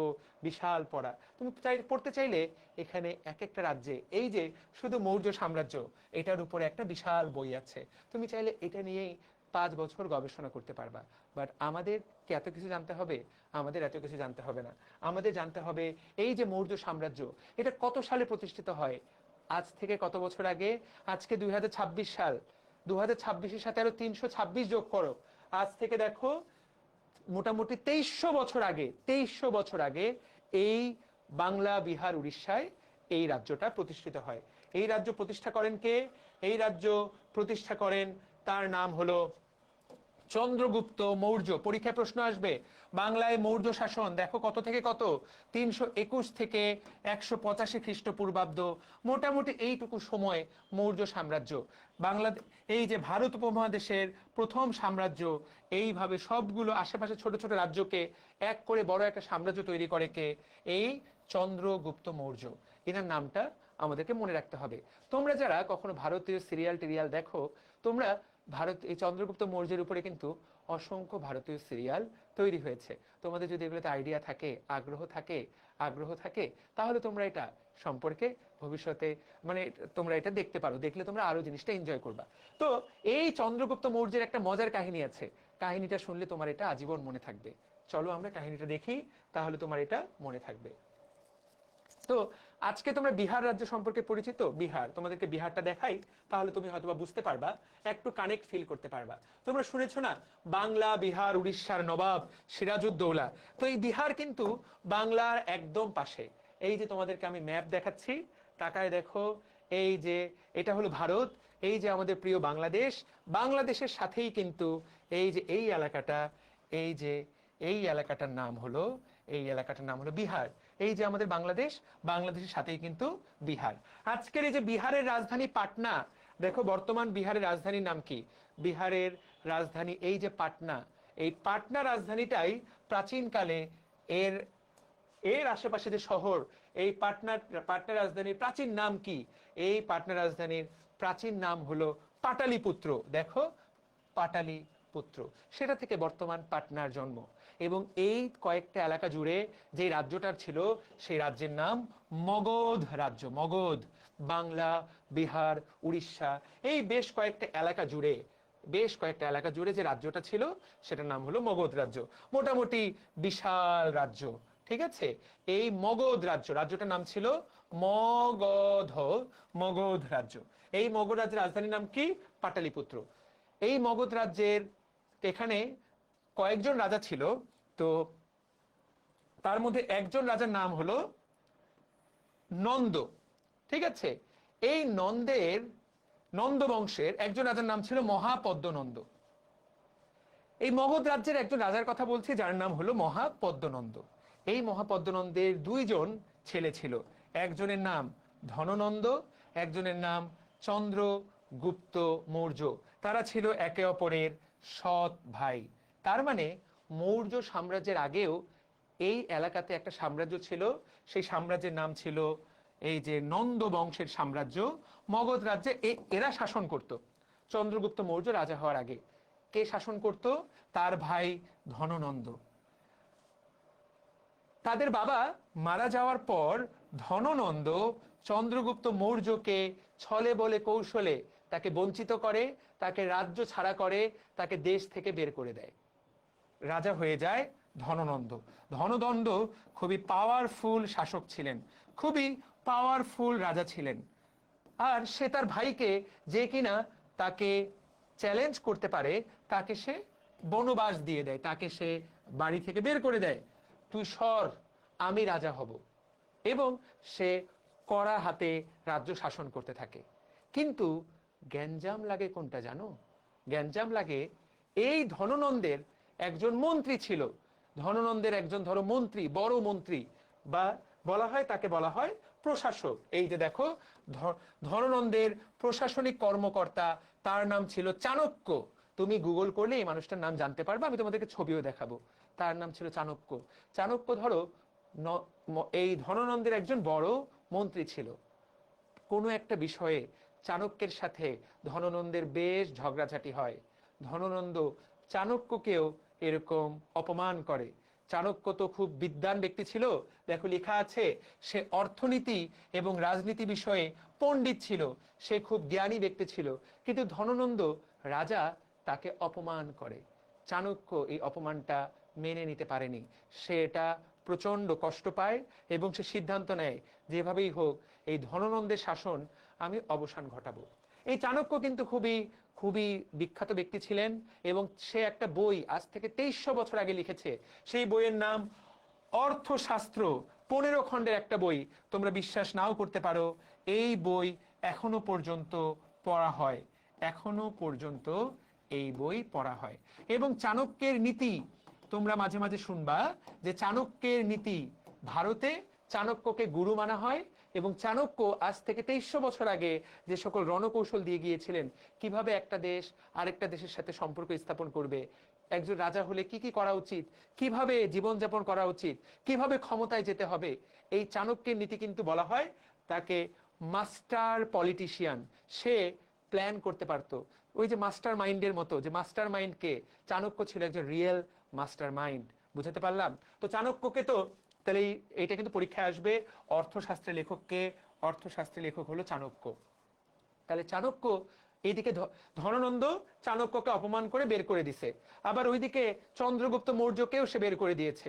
তার মানে এরা দুইজন ধননন্দের উপর এখন খুবই খ্যাপা। এই করতে করতে এক সময় কি হলো, ধননন্দ প্রজাদের উপরে এইরকম, বাংলাদেশে যেমন ধরো মানে জনগণ মাঝে মাঝে ক্ষেপে ওঠে না, সরকার ভুল করে বা সরকার চালাতে ব্যর্থ হয়, তখন জনগণ ক্ষেপে ওঠে। ঠিক একইভাবে ধননন্দ সরকার চালাতে এক সময় ব্যর্থ হলো, জনগণের উপর করের বোঝা চাপাই দিল। এই সুযোগে চাণক্য চন্দ্রগুপ্ত মৌর্যকে ট্রেনিং দিয়ে, চন্দ্রগুপ্ত মৌর্যকে ট্রেনিং দিয়ে তাকে ধননন্দ, তার মাধ্যমে ধননন্দের পতন ঘটায় এবং চন্দ্রগুপ্ত মৌর্য হয় রাজা। এবং তিনি এত বড় রাজ্য তৈরি করেন চাণক্যের বুদ্ধিতে, শুরু হয় মৌর্য সাম্রাজ্য। এইভাবেই শুরু হয় মৌর্য সাম্রাজ্য। তোমাদের যদি বিশ্বাস না হয় এইটা এত বিখ্যাত কাহিনী, তোমরা জাস্ট ইউটিউবে সার্চ দিবা যে চন্দ্রগুপ্ত মৌর্য এবং চাণক্য, তোমরা এত কিছু খুঁজে পাবা। তোমরা চন্দ্রগুপ্ত একটা ভিডিও দেখলেই চন্দ্রগুপ্ত মৌর্য এন্ড চাণক্যকে তোমরা, চন্দ্রগুপ্তের এটা নিয়ে ইন্ডিয়াতে অসংখ্য অসংখ্য সিরিজ তৈরি করা হয়েছে। এই যে এই লোকটাকে বলা হচ্ছে চাণক্য, এই যে এ হলো চাণক্য, এবং এ চন্দ্রগুপ্ত মৌর্যকে খুঁজে পেয়েছে ছোটবেলায়, ওকে তো বের করে দিয়েছে, এ ওকে ট্রেনিং দেয়, ট্রেনিং দিয়ে দিয়ে ধনানন্দকে সে পতন ঘটায়। তো এটা তোমরা সার্চ দিয়ে পেয়ে যাবা, এটা একটা খুবই মজার কাহিনী। এ ওকে ট্রেনিং দিয়ে দিয়ে বড় করে তোলে, ট্রেনিং দিয়ে দিয়ে বড় করে তুলে ওকে রাজা বানায়। বুঝাতে পারলাম? বিখ্যাত কাহিনী, খুব মজার কাহিনী, তোমরা চাইলে এটা পড়তে পারো। এইটা ডিটেইল আমরা কিন্তু আমাদের বইয়ে দিয়ে দিয়েছি। মৌর্য সাম্রাজ্যের ডিটেইল আমরা এইটা বইয়ে দিয়ে দিয়েছি। চাণক্যের একটা ছবি আমরা দিয়ে দিয়েছি, এই যে তাকায় দেখো, কি দারুণ একটা ছবি আমরা তোমাকে এই বইয়ে দিয়ে দিয়েছি। এই যে চাণক্য একজন বিদ্বান বীর ছিল, একজন বিদ্বান, সে নিজে রাজা হতে চায়নি, কিন্তু সে ছিল কিং মেকার, সে রাজা তৈরি করেছে চন্দ্রগুপ্ত মৌর্যকে। ঠিক আছে, মনে থাকবে? ওকে, তাহলে দেখো কি সুন্দর এটা বলা আছে এখানে। আমি তোমাকে পুরো কাহিনীটা বলে দিলাম, এখন তোমার এটা পড়তে গিয়ে, এখন এটা তোমার পড়তে গিয়ে খুব সহজ হবে। তাহলে তাকায় দেখো, এই চন্দ্রগুপ্ত মৌর্য, সে হলো মৌর্য সাম্রাজ্যের প্রথম প্রতিষ্ঠাতা, পারবো আমরা? তার ছেলের নাম হলো বিন্দুসার। তার ছেলের নাম কি? বিন্দুসার। এই বিন্দুসারের ছেলের নাম হলো অশোক। এগুলা কিন্তু প্রত্যেকটাই পরীক্ষায় আসবে। তাহলে চন্দ্রগুপ্ত মৌর্য, মৌর্য সাম্রাজ্যে তিনজন মানুষের নাম তোমাকে মনে রাখতে হবে: চন্দ্রগুপ্ত মৌর্য, বিন্দুসার এবং অশোক। আমরা এই বিষয়ে যাব, তার আগে এখান থেকে 2-3টে এমসিকিউ মাস্ট টু নো। দেখো, এই যে চন্দ্রগুপ্ত মৌর্য, এই সময় মনে রাখতে হবে মৌর্য, এই ম দিয়ে, এই সময় একজন বিদেশি, তার নাম হলো মেগাস্থিনিস, সেই সময় তিনি বাংলায় আসেন। পরীক্ষায় প্রশ্ন আসবে মেগাস্থিনিস কোন সময় বাংলায় আসেন? ম দিয়ে মৌর্য, তিনি এই সময় বাংলায় আসেন এবং তিনি এসে বাংলা সেই সময় কেমন ছিল সেইটা বর্ণনা করেন। বুঝাতে পারলাম? চন্দ্রগুপ্ত মৌর্য কত সালে মগধের সিংহাসনে আরোহণ করেন? 321 বললাম। তিনি বিভিন্ন এলাকাকে যুদ্ধে জিতে নিয়ে একটা প্রথম ঐক্য রাষ্ট্র প্রতিষ্ঠা করেন। তার রাজধানীর নাম বর্তমান পাটনা বা পাটালিপুত্র। তার, ঠিক আছে, বইয়ের লেখক, বইটার কে লিখছে? অর্থশাস্ত্র। তার মন্ত্রী, তার প্রধানমন্ত্রী চাণক্য। সে হয় রাজা, প্রধানমন্ত্রী হয় চাণক্য। ঠিক আছে, চন্দ্রগুপ্ত মৌর্যের ছেলের নাম কি? ছেলের নাম বিন্দুসার। এইটা পড়লেই হবে। বিন্দুসারের ছেলের নাম কি? বিন্দুসারের ছেলের নাম অশোক। তোমরা এই অশোকের, তোমরা যদি কারো সিনেমা দেখার আগ্রহ থাকে, আমি জানি না তোমরা কেউ শাহরুখ খানের ফ্যান কিনা, তোমরা যারা কখনো শাহরুখ খানের ফ্যান যদি হয়ে থাকো, তাহলে এই যে আমাদের বিখ্যাত নায়ক শাহরুখ খান, তার একটা বিখ্যাত মুভি আছে, মুভির নাম দেখো, মুভির নাম হলো অশোকা। এই মুভিটা যদি তুমি কখনো দেখে ফেলো, তাহলে সেই সময় ভারত কেমন ছিল সেইটা এই জায়গায় ডেপিক্ট করার চেষ্টা করা হয়েছে। এই যে সম্রাট অশোক, বলা হয় সম্রাট অশোক প্রথম দিকে সে যখন ইয়াং ছিল, তার মাথা খুবই গরম ছিল, সে তার ভাইদেরকে হত্যা করে সে এই মৌর্য সাম্রাজ্যের রাজা হয়। সম্রাট অশোক একে একে আশেপাশে সকল রাজ্য একে একে আক্রমণ চালায়, দখল করে নিতে থাকেন, দখল করে নিতে থাকেন, দখল করে নিতে থাকেন। এরকমই একটা রাজ্য তিনি আক্রমণ চালান, রাজ্যটার নাম হলো কলিঙ্গ। এই রাজ্যটার সাথে একটা ভয়ঙ্কর যুদ্ধ হয়, যুদ্ধটার নাম হলো কলিঙ্গের যুদ্ধ। এই যুদ্ধে, সেই আমলে পৃথিবীতে তো খুব বেশি মানুষ ছিল না, হাতে গুনে কয়েক কোটি মানুষ হবে, এখন তো 800 কোটি মানুষ। আজ থেকে 2000 বছর আগে পুরো পৃথিবী জুড়ে সর্বোচ্চ 10 থেকে 20 কোটি মানুষ হবে। সেই সময়ে এই যুদ্ধে কয়েক লাখ মানুষ মারা যায় এই অশোকের সেনাবাহিনীর হাতে। তিনি যুদ্ধ করার পরের দিন যখন যুদ্ধ ময়দানে যান, তিনি দেখতে পান লাশের পর লাশ পড়ে আছে। এই লাশগুলাকে চিতায় পুরাবার মতো মানুষ পাওয়া যাচ্ছে না। এইটা দেখে তার প্রচন্ড খারাপ লাগে এবং সে বুঝতে পারে যে এইটা হয়তোবা সঠিক পথ না, এভাবে এতগুলো মানুষকে মেরে আমি কি অর্জন করব। তারপর সে এই যুদ্ধ বিগ্রহ এটাকে একদম পরিত্যাগ করে এবং সে বৌদ্ধ ধর্মে দীক্ষিত হয়। এগুলা কিন্তু আজ থেকে 2000 বছর আগের কাহিনী। সে বৌদ্ধ ধর্মে দীক্ষিত হয়। তখন কিন্তু ইসলাম ধর্ম সরাসরি এভাবে প্রচারিত হয় নাই। তখন কিন্তু 570 খ্রিস্টাব্দ আরবে যে ইসলাম, সেটা কিন্তু তিনি পান নাই। তিনি কোন ধর্মে দীক্ষিত হন? বৌদ্ধ ধর্মে দীক্ষিত হন এবং অশোক সারা ভারতে বৌদ্ধ ধর্মকে প্রচার করা শুরু করেন।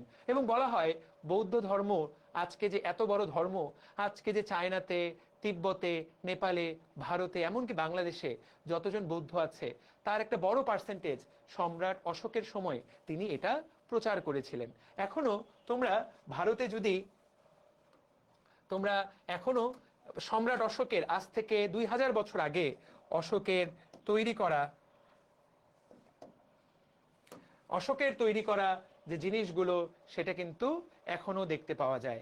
অশোক বানিয়েছিলেন, সম্রাট অশোক তিনি তার আমলে 2000 বছর আগে এই জিনিস তিনি তৈরি করে গিয়েছিলেন সম্রাট অশোক।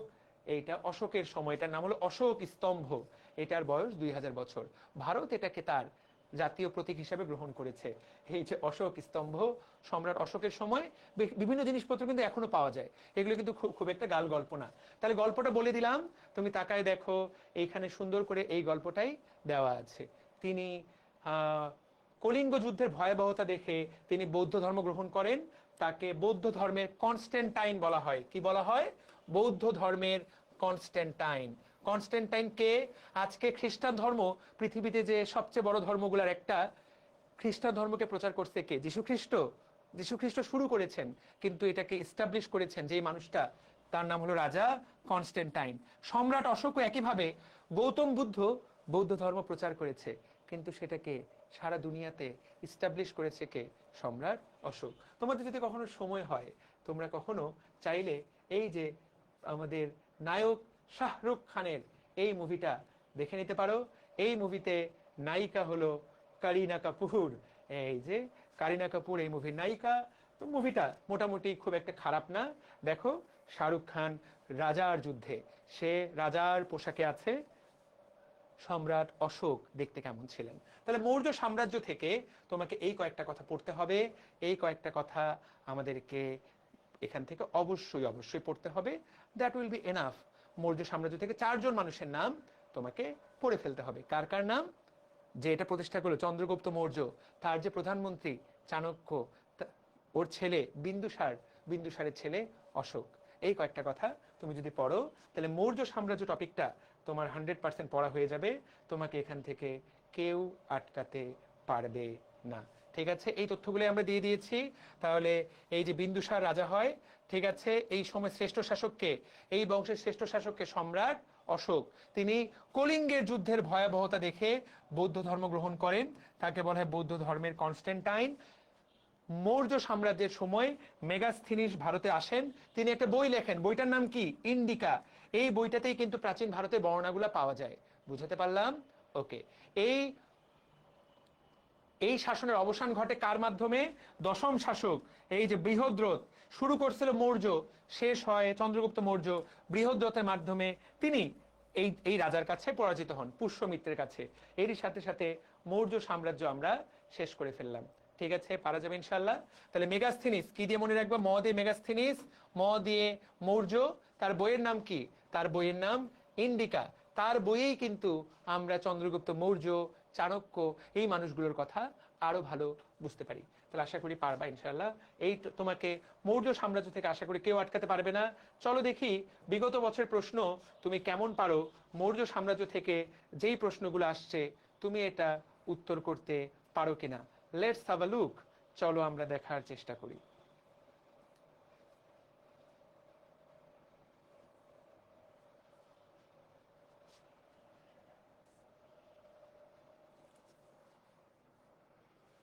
এখানে তো আমরা তোমাদেরকে উত্তর দিয়ে দিয়েছি।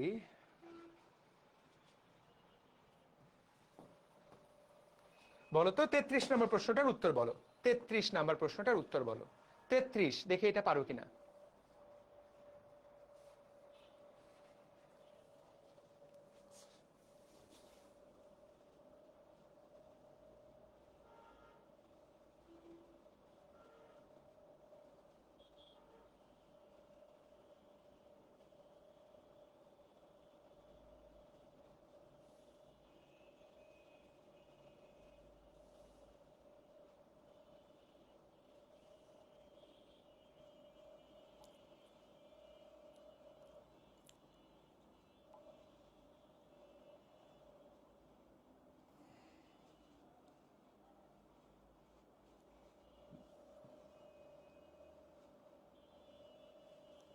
তাহলে এটার কি উত্তর হবে বলো?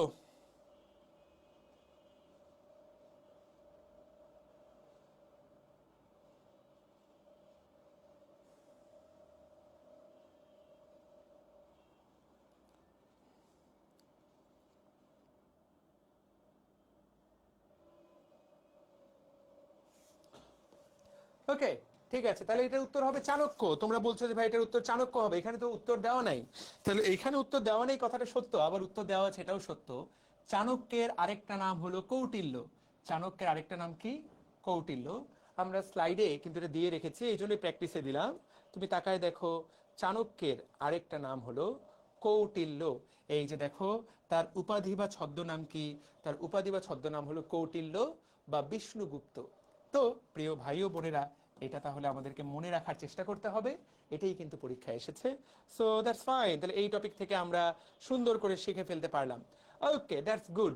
তাহলে আমরা এরই সাথে সাথে মৌর্য সাম্রাজ্যের উপরে একটা বস হয়ে গেলাম। মৌর্য নিয়ে তোমাকে মনে হয় না আর কেউ আটকাতে পারবে। তুমি মৌর্য থেকে যদি একটা পেজ পড়ো, মৌর্য থেকে তুমি যদি এই পেজটা পুরোপুরি পড়ে ফেলো, মাত্র একটা পেজ, আমি তো তোমাকে পুরো গল্পটা বললাম, আমি তোমাকে পুরাটাই গল্পটা বলেছি, তুমি এখন এটা পড়তে অনেক আনন্দ পাওয়ার কথা, অনেক মজা পাওয়ার কথা। ওকে, ডান। এবার মৌর্য সাম্রাজ্য শেষ। তোমাদের মনে পড়ে কিনা মৌর্য সাম্রাজ্যের পরে ভারতীয় উপমহাদেশে, বাংলাদেশে কারা শাসন করা শুরু করে? মৌর্যের পরে বেশ কিছু এলাকা, এরপর পুরো সাম্রাজ্য তৈরি হয়নি, অনেকজন রাজা শাসন করেছে কিন্তু সাম্রাজ্য তৈরি হয়নি। এরপর সাম্রাজ্য তৈরি হয় গুপ্ত সাম্রাজ্যের আন্ডারে। রোহন, আমি এই যে ক্লাস নিচ্ছি, তো ক্লাস শেষে তোমাকে ব্যাক করছি। ওকে, তো দেখো এই যে গুপ্ত সাম্রাজ্য, এই গুপ্ত সাম্রাজ্য থেকে আমাদের কি প্রশ্ন আসবে? গুপ্ত, এই গুপ্ত শব্দটা বর্তমানে বেশ বিখ্যাত। গুপ্ত মানে লুকিয়ে থাকা, কিন্তু এই গুপ্ত দ্বারা এখানে আসলে এটা একটা উপাধি। এই গুপ্ত মানে লুকিয়ে থাকা না, এই গুপ্ত একটা উপাধি। কি কি পড়তে হবে তুমি দেখো, এইখান থেকে যে কোনোটা পড়তে হয়। যে এই সাম্রাজ্যের প্রথম প্রতিষ্ঠা করেন কে? নাম দেখো, প্রথম চন্দ্রগুপ্ত। তোমরা বলবো ভাই পৃথিবীতে কি নাম কম আছে? ওর নাম ছিল চন্দ্রগুপ্ত মৌর্য। এর নাম কি? এর নাম প্রথম চন্দ্রগুপ্ত। খেয়াল করো, গুপ্ত দুইটা সাম্রাজ্যেরই প্রতিষ্ঠা কিন্তু চন্দ্রগুপ্ত। ওর নাম ছিল চন্দ্রগুপ্ত মৌর্য, এর নাম হলো প্রথম চন্দ্রগুপ্ত। ওর পরে কে আসে? সমুদ্রগুপ্ত। ওর পরে কি আসে? দ্বিতীয় চন্দ্রগুপ্ত। তোমার এরপর মনে হবে যে ভাই কি শুরু হলো? মনে রাখতে হবে, ইতিহাসে তিনটা চন্দ্রগুপ্ত আছে। মৌর্য সাম্রাজ্যের প্রতিষ্ঠাতা চন্দ্রগুপ্ত মৌর্য, গুপ্ত সাম্রাজ্যের প্রতিষ্ঠাতা প্রথম চন্দ্রগুপ্ত, আর প্রথম চন্দ্রগুপ্তের নাতি দ্বিতীয় চন্দ্রগুপ্ত। বুঝতে পারলাম? এরপর এরপর আছে হলো কুমারগুপ্ত, তারপর স্কন্দগুপ্ত। এগুলো এতটা গুরুত্বপূর্ণ না। আমাদের জন্য গুরুত্বপূর্ণ, পরীক্ষায় প্রশ্ন করবে যে এই যে গুপ্ত সাম্রাজ্যের, গুপ্ত বংশের প্রতিষ্ঠাতাকে, প্রথম চন্দ্রগুপ্ত। ঠিক আছে, এইটাই আমাদের মেইন পড়া। আর কি প্রশ্ন আসবে এখান থেকে? সমুদ্রগুপ্ত, নামটা শুনতে পাচ্ছ? সমুদ্রগুপ্ত, তার নামটা কত বিশাল, সেই জন্য এর কাজকর্ম বিশাল। দেখো তো, এই যে এই সমুদ্রগুপ্ত, এই সমুদ্রগুপ্ত থেকে তোমাকে যেটা পড়তে হবে, তাকে বলা হয় বাংলার নেপোলিয়ন, তাকে বলা হয় এই বংশের শ্রেষ্ঠ রাজা। পরীক্ষায় এটাই প্রশ্ন আসবে, গুপ্ত বংশের শ্রেষ্ঠ রাজা। মনে রাখবো, স দিয়ে শ্রেষ্ঠ, স দিয়ে সমুদ্রগুপ্ত। প্রাচীন ভারতে নেপোলিয়ন বলা হয় তাকে। তার আমলে নোয়াখালী আর কুমিল্লা ব্যতীত বাকি সব জনপদ গুপ্ত সাম্রাজ্যের অধীনে চলে আসে। কাব্য রচনার জন্য তিনি কবিরাজ উপাধি লাভ করেন।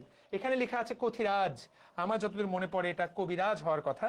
তারপরে একবার চেক করে দেখতে হবে, আমাদেরকে একবার চেক করে দেখতে হবে। এইটা আমরা স্লাইডেও দিয়ে রেখেছি। কতটুকু পরীক্ষায় তোমার প্রশ্ন আসবে? পরীক্ষায় এইটুকুই প্রশ্ন আসবে।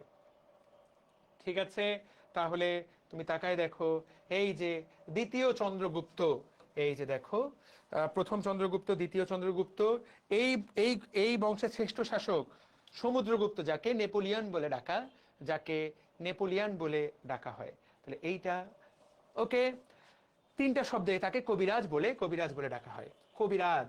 এবার এই যে সমুদ্রগুপ্তের যে ছেলে, অর্থাৎ প্রথম চন্দ্রগুপ্তের নাতি দ্বিতীয় চন্দ্রগুপ্ত, এর দুই তিনটা পড়া পড়তে হবে। This is very important, very very very important. দেখো, দ্বিতীয় চন্দ্রগুপ্ত, তার উপাধির নাম কি? তার উপাধি ছিল বিক্রম আদিত্য, তার উপাধি সিংহবীর।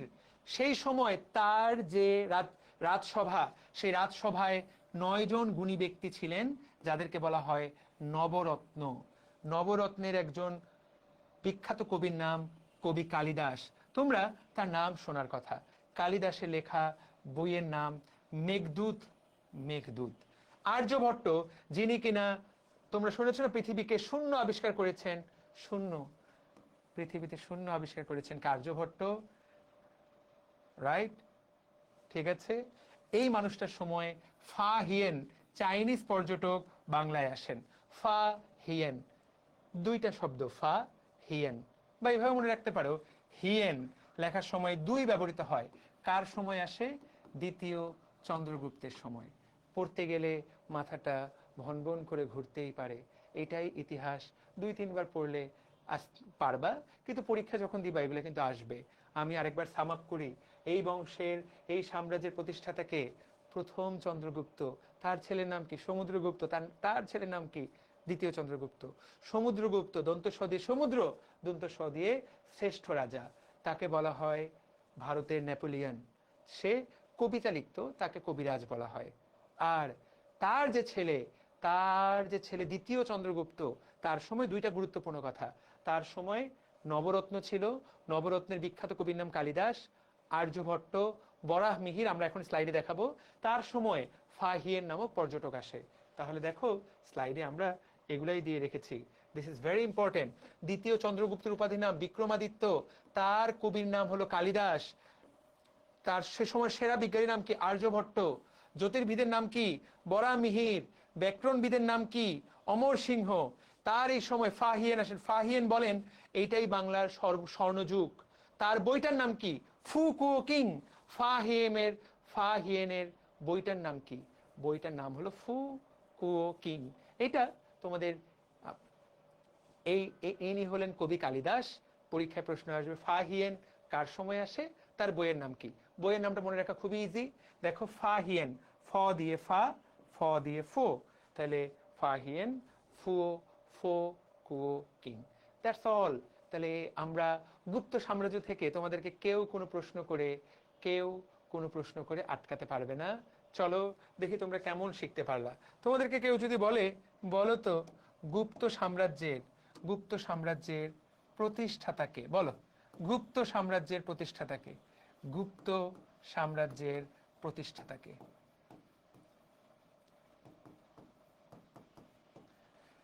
2-3 বার করে যে বললাম, এতেই তো তোমার ব্রেনের মধ্যে পড়াটা ঢুকে যাওয়ার কথা। বলো তো, বলে ফেলো।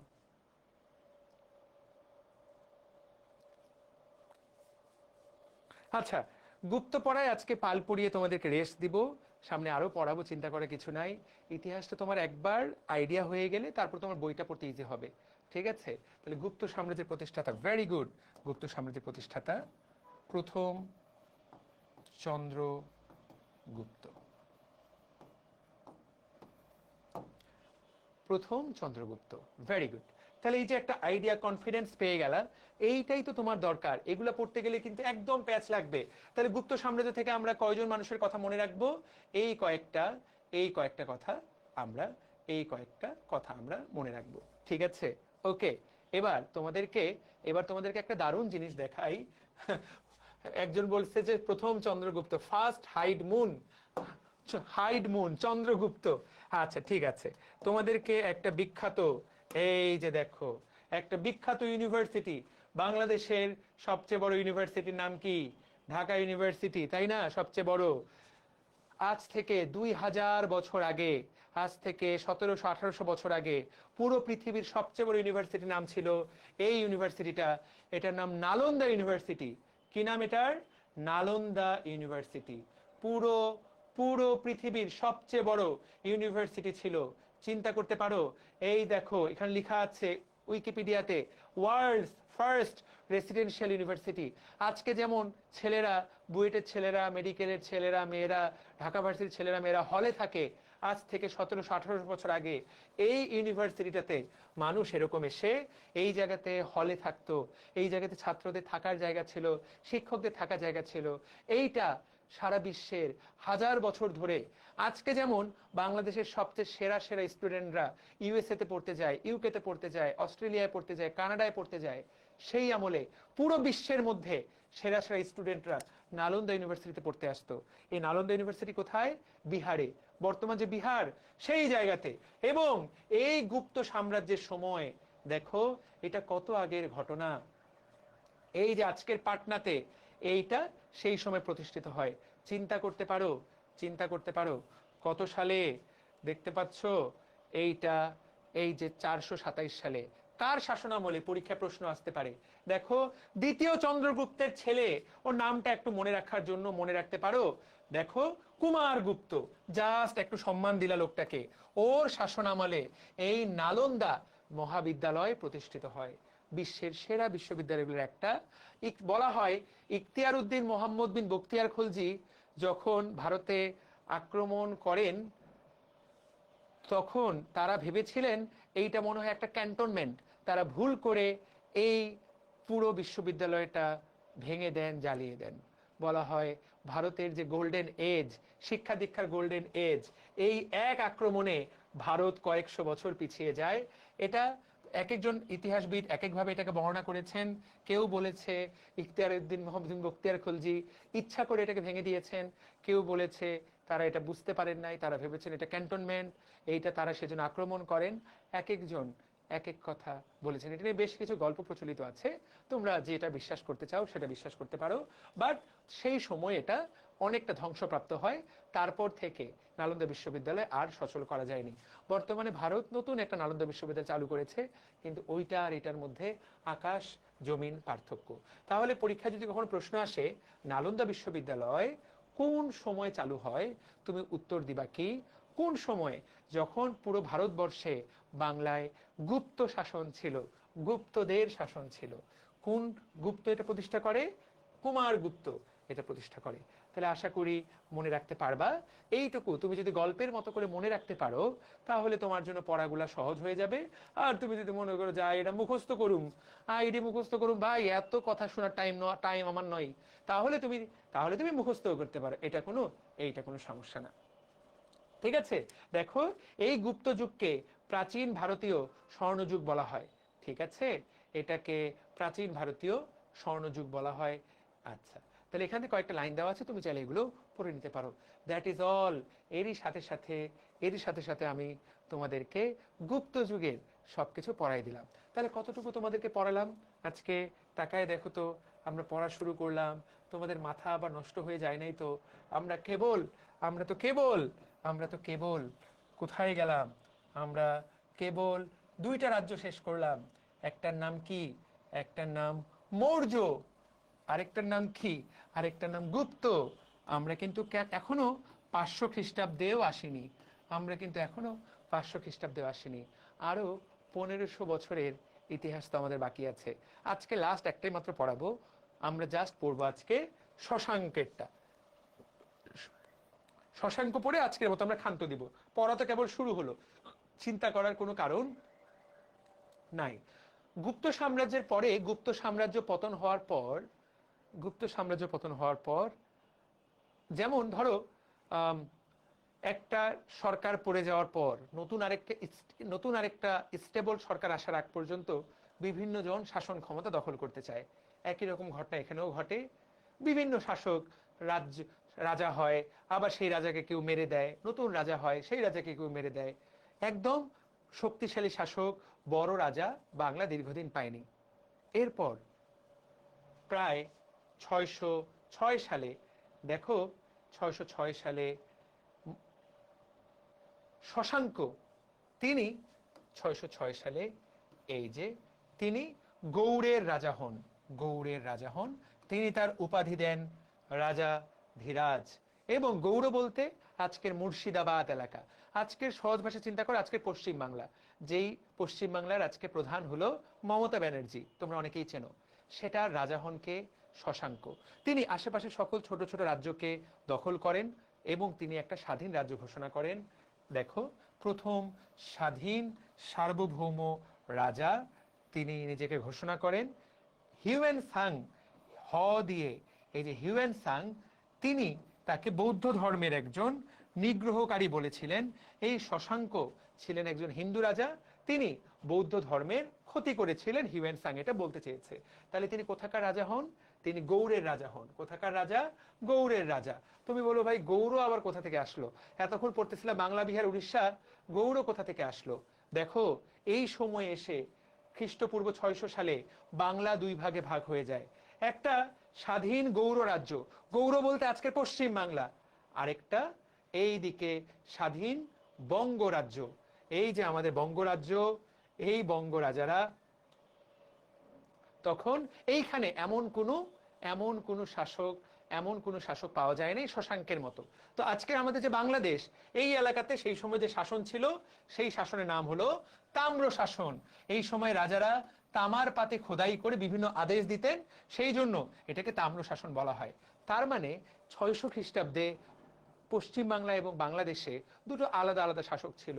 বরং এই যে পশ্চিম বাংলার শাসক, তার নাম ছিল শশাঙ্ক, তাকে বলা হয় প্রথম স্বাধীন এবং সার্বভৌম রাজা। এটাই পরীক্ষায় প্রশ্ন আসবে, ঠিক আছে? আর এই শশাঙ্কের ছেলে হলো হর্ষবর্ধন, বা শশাঙ্কের ছেলে কিনা আমি এটা মনে নাই। শশাঙ্কের পরে রাজা হন হর্ষবর্ধন। মনে রাখতে হবে হ দিয়ে হর্ষবর্ধন। আজকে লাস্ট পড়া তুমি মনে রাখবা, তার সময় ভারতে ভিজিট করে হিউয়েন সাং। তিনি কোন দেশের? তিনি চাইনিজ। হিউয়েন সাং তিনি ভারতে আসেন এবং হিউয়েন সাং ভারত সম্পর্কে অনেক কিছু লিখে যান। পরীক্ষায় প্রশ্ন আসবে হিউয়েন সাং ভারতে কবে আসেন? হর্ষবর্ধনের সময় তিনি ভারতে আসেন, ঠিক আছে? ওকে, তাহলে এই তো তুমি এইটুকু শিখবা। আর এখানে তার সময় বিখ্যাত বাঙালি পণ্ডিত শীলভদ্র, তিনি এই যে নালন্দা মহাবিহারের তৎকালীন প্রিন্সিপাল ছিলেন, তৎকালীন প্রিন্সিপাল। এই হর্ষবর্ধনের সময় বাণভট্ট একজন বিখ্যাত কবি ছিলেন, তিনি লিখেছিলেন তার রাজার উদ্দেশ্যে তিনি লিখেছিলেন হর্ষচরিত গ্রন্থ। তাহলে কয়েকটা কথা কি কি পড়ে ফেললাম আজকের পড়াটা, চলো আমরা সাম আপ করি। লেটস সাম আপ টুডেস পড়া। আমরা আজকে কি কি পড়লাম দেখো তো। হিউয়েন সাং কবে এসেছিলেন? হিউয়েন সাং তিনি কখন আসলেন? হ দিয়ে হিউয়েন সাং তিনি আসলেন হর্ষবর্ধনের আমলে। সালটা কত? 600 সালের এই দিকে, ঠিক আছে? ওকে, তিনি নালন্দা বিশ্ববিদ্যালয়ে পড়ালেখা করেন, ঠিক আছে? ফা হিয়েন দুইটা, তাহলে দ্বিতীয় চন্দ্রগুপ্তের সময় তিনি আসেন। তার বইয়ের নাম কি? ফ দিয়ে ফা হিয়েন, তার বইয়ের নাম ফো কো কি, ফো কো কি, কি নাম? আর মেগাস্থিনিস, ম দিয়ে মেগাস্থিনিস, ম দিয়ে মৌর্য শাসনামলে তিনি আসেন, তার বইয়ের নাম ইন্ডিকা। আজকে অ্যাটলিস্ট এই তিনটা পড়া তো তোমার বইয়ের ব্রেনের মধ্যে ঢুকাই দিতে পারলাম। আমরা কেন এই জিনিসগুলো সম্পর্কে এত কিছু জানতে পেরেছি? এর একটাই কারণ, এই যে পর্যটকরা এসেছিলেন তারা অনেক কিছু লিখে গেছেন, তাদের লেখা থেকে আমরা এত কিছু জানতে পেরেছি। আশা করি মৌর্য সম্পর্কে আইডিয়া হলো, গুপ্ত সম্পর্কে আইডিয়া হলো, তারপর আমরা শেষে শশাঙ্ক হর্ষবর্ধনের শাসন নিয়ে আইডিয়া পেলাম। আমরা কত সালে চলে আসছি? আমরা চলে এসেছি 600 সালে। নেক্সট ক্লাসে আমরা পাল থেকে শুরু করব। পাল, সেন, মুসলমান শাসন, তারপরে মুঘল শাসন, তারপরে ইংরেজ শাসন। আমরা নেক্সট ক্লাসে ইংরেজ শাসন পর্যন্ত পড়ে ফেলবো। তারপরে একটা ক্লাসে পাকিস্তান এবং মুক্তিযুদ্ধ। যদি এগুলা থেকে এখন কতটুকু প্রশ্ন আসবে আমি নিশ্চিত না। আগে হলে অনেকগুলো প্রশ্ন আসতো মুক্তিযুদ্ধ থেকে, কিন্তু বর্তমানে কতগুলো প্রশ্ন আসবে এটা বলা কঠিন। তারপর আমাদেরকে গুরুত্ব দিয়ে পড়তে হবে। 3 নম্বর ক্লাসে আমরা পাকিস্তান এবং মুক্তিযুদ্ধ এটা নিয়ে পড়ালেখা করব। তো প্রিয় ছোট্ট ভাই বোনেরা, আমি তোমাদেরকে চেষ্টা করলাম কিছুটা আনন্দ দিয়ে পড়ানোর। আমি জানি না যে তুমি বুঝতে পেরেছো কিনা। ইতিহাস কিন্তু কঠিন। তুমি যদি না বোঝার চেষ্টা করো, কেউ যদি মনে করে আমি জাস্ট ইতিহাস যারা পড়ে তারা জাস্ট মুখস্থ করে, সে 1 নম্বর বলদ। সে 1 নম্বর বলদ। ইতিহাস কোনোভাবেই জাস্ট মুখস্থ করে তুই পার করতে পারবে না। এগুলোর একটা সিরিয়াল আছে, প্রত্যেকটা ইতিহাসের পরতে পরতে গল্প আছে। যারা গল্পটা জানে তাদের কাছে ইতিহাস পানির মতো সহজ, কিন্তু এত গল্প জানার সময় তো তোমাদের নাই। আমি বলবো আমরা স্লাইডে যতটুকু দিয়েছি প্লাস কয়টা পেজ পড়ালাম, এই বইটা তুমি যদি কিনে ফেলো, বা তোমার কাছে যেই বইটাই তোমার কাছে আছে সেইটার আজকে তুমি গুপ্ত, মৌর্য, প্রাচীন জনপদ এবং প্রাচীন জনপদ, এবং এই যে শশাঙ্কের এইটুকু জিনিস পড়ে ফেলবা, I think that will be enough. দেখবে যে তুমি একটা কনফিডেন্স পাচ্ছ। এরপর তুমি প্রশ্ন সলভ করতে যাবা, দেখবা তুমি একটা পিওর, পিওর আনন্দ পাচ্ছ, পিওর একটা মজা পাচ্ছ। ঠিক আছে, বুঝাতে পেরেছি? তাহলে অসংখ্য অসংখ্য গল্পের তো আসলে এত এত গল্প আছে ইতিহাসে, এত এত গল্প আছে। সামনে যতগুলো শাসক আসবে দেখবা যে কত কত গল্প তুমি শুনতে পাবা। অসংখ্য গল্প আছে, অসংখ্য গল্প আছে। তো দ্যাটস ফাইন। তোমাদেরকে জাস্ট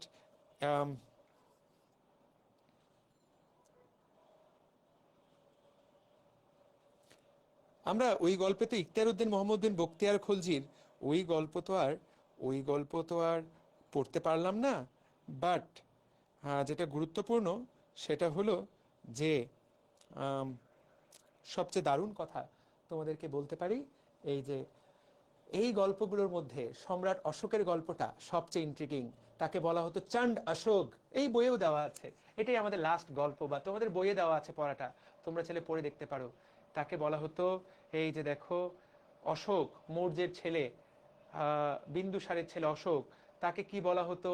দেখো এখানে লেখা আছে, তাকে বলা হতো চণ্ডা অশোক। দেখো, সে তার সকল ভাইকে হত্যা করে, তার অনেকগুলো ভাই ছিল, সবাইকে সে মেরে ফেলে সে ক্ষমতায় বসে। তাকে বলা হতো চণ্ডাশোক। এবং সিনেমাতে যে গল্পটা দেওয়া আছে সেটা হলো, সে কারিনা কাপুরকে ভালোবেসে ফেলে। কারিনা কাপুর ছিল ওই যে রাজ্যটা যার সাথে যুদ্ধ করে লাখ লাখ মানুষ মারা যায়, সেই রাজ্যের একজন রাজার মেয়ে, তার মানে রাজকুমারী। অশোক তাকে ভালোবেসে ফেলে, কিন্তু তার কাছে খবর পৌঁছায় যে কারিনা কাপুরকে ওই রাজ্যের রাজা, ওই রাজ্যের মানুষরা মেরে ফেলেছে, বা ওই রাজ্যের শাসকরা কারিনা কাপুরকে মেরে ফেলেছে, অর্থাৎ অশোকের ভালোবাসার মানুষকে মেরে ফেলেছে। অশোক প্রচন্ড রেগে যায়, এবং সেই রাগ থেকেই সে মূলত কলিঙ্গ রাজ্যের উপরে প্রতিশোধ নেওয়ার জন্য হাজার হাজার লক্ষ লক্ষ মানুষকে হত্যা করে, যে তোরা আমার প্রাণের প্রেয়সীকে মেরে ফেলেছিস, আমি এর প্রতিশোধ নিব। এইটাই বলা হয়। কিন্তু এটা হতে পারে এটা গল্প, কারণ বেশিরভাগ এগুলোর, এটা 100% কোথাও লেখা নাই, এটা ফিকশন হওয়ার সম্ভাবনাই বেশি। কিন্তু তোমরা চাইলে এটাকে গল্প আকারে মনে রাখতে পারো। বুঝতে পেরেছি? তো থ্যাংক ইউ, আমরা অনেক কিছু পড়লাম, তুমি চাইলে এগুলো রিভাইজ করে ফেলতে পারো।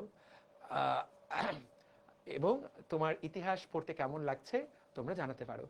সাধারণ জ্ঞান সবসময় পড়া কঠিন, আমি যেটা বলি, পড়তে থাকতে হবে, বারবার রিভাইজ করতে থাকতে হবে, যতটুকু মনে থাকে। এটা দিয়েই দেখবে যে পরীক্ষায় আল্লাহ পাক তোমাকে কবুল করে নিয়েছে, তুমি পরীক্ষায় কমন পেয়ে গেছো। তানিয়া বলেছে, ভাইয়া আমি গত ডিসেম্বর থেকে সিরিয়াসলি পড়া শুরু করেছি, আমার কি চান্স পাওয়া সম্ভব? আগামী 1 বছর তুমি যদি চাঁদ তারা সূর্য কোনো কিছু না দেখো, দিনরাত এক করে পড়ালেখা করো, 100% চান্স পাওয়া সম্ভব তানিয়া। অবশ্যই। যারা আমাদের মেডিকেল কোর্সে যুক্ত এখনো হও নাই, আমি সবাইকে বলবো এই কোর্সে যারা যুক্ত হও। আমাদের ক্লাস কোয়ালিটি আমি তোমাদেরকে নিঃসন্দেহে বলতে পারি, দিস ইজ টপ নচ। নিজের প্রশংসা নিজেই করলাম, সব টিচারদের এখানে ক্লাস কোয়ালিটি টপ নচ। প্রিয় ছোট্ট ভাই বোনেরা, তাহলে আজকের মতো আমরা শেষ করি। সবাই ভালো থাকো, সুস্থ থাকো। আসসালামু আলাইকুম।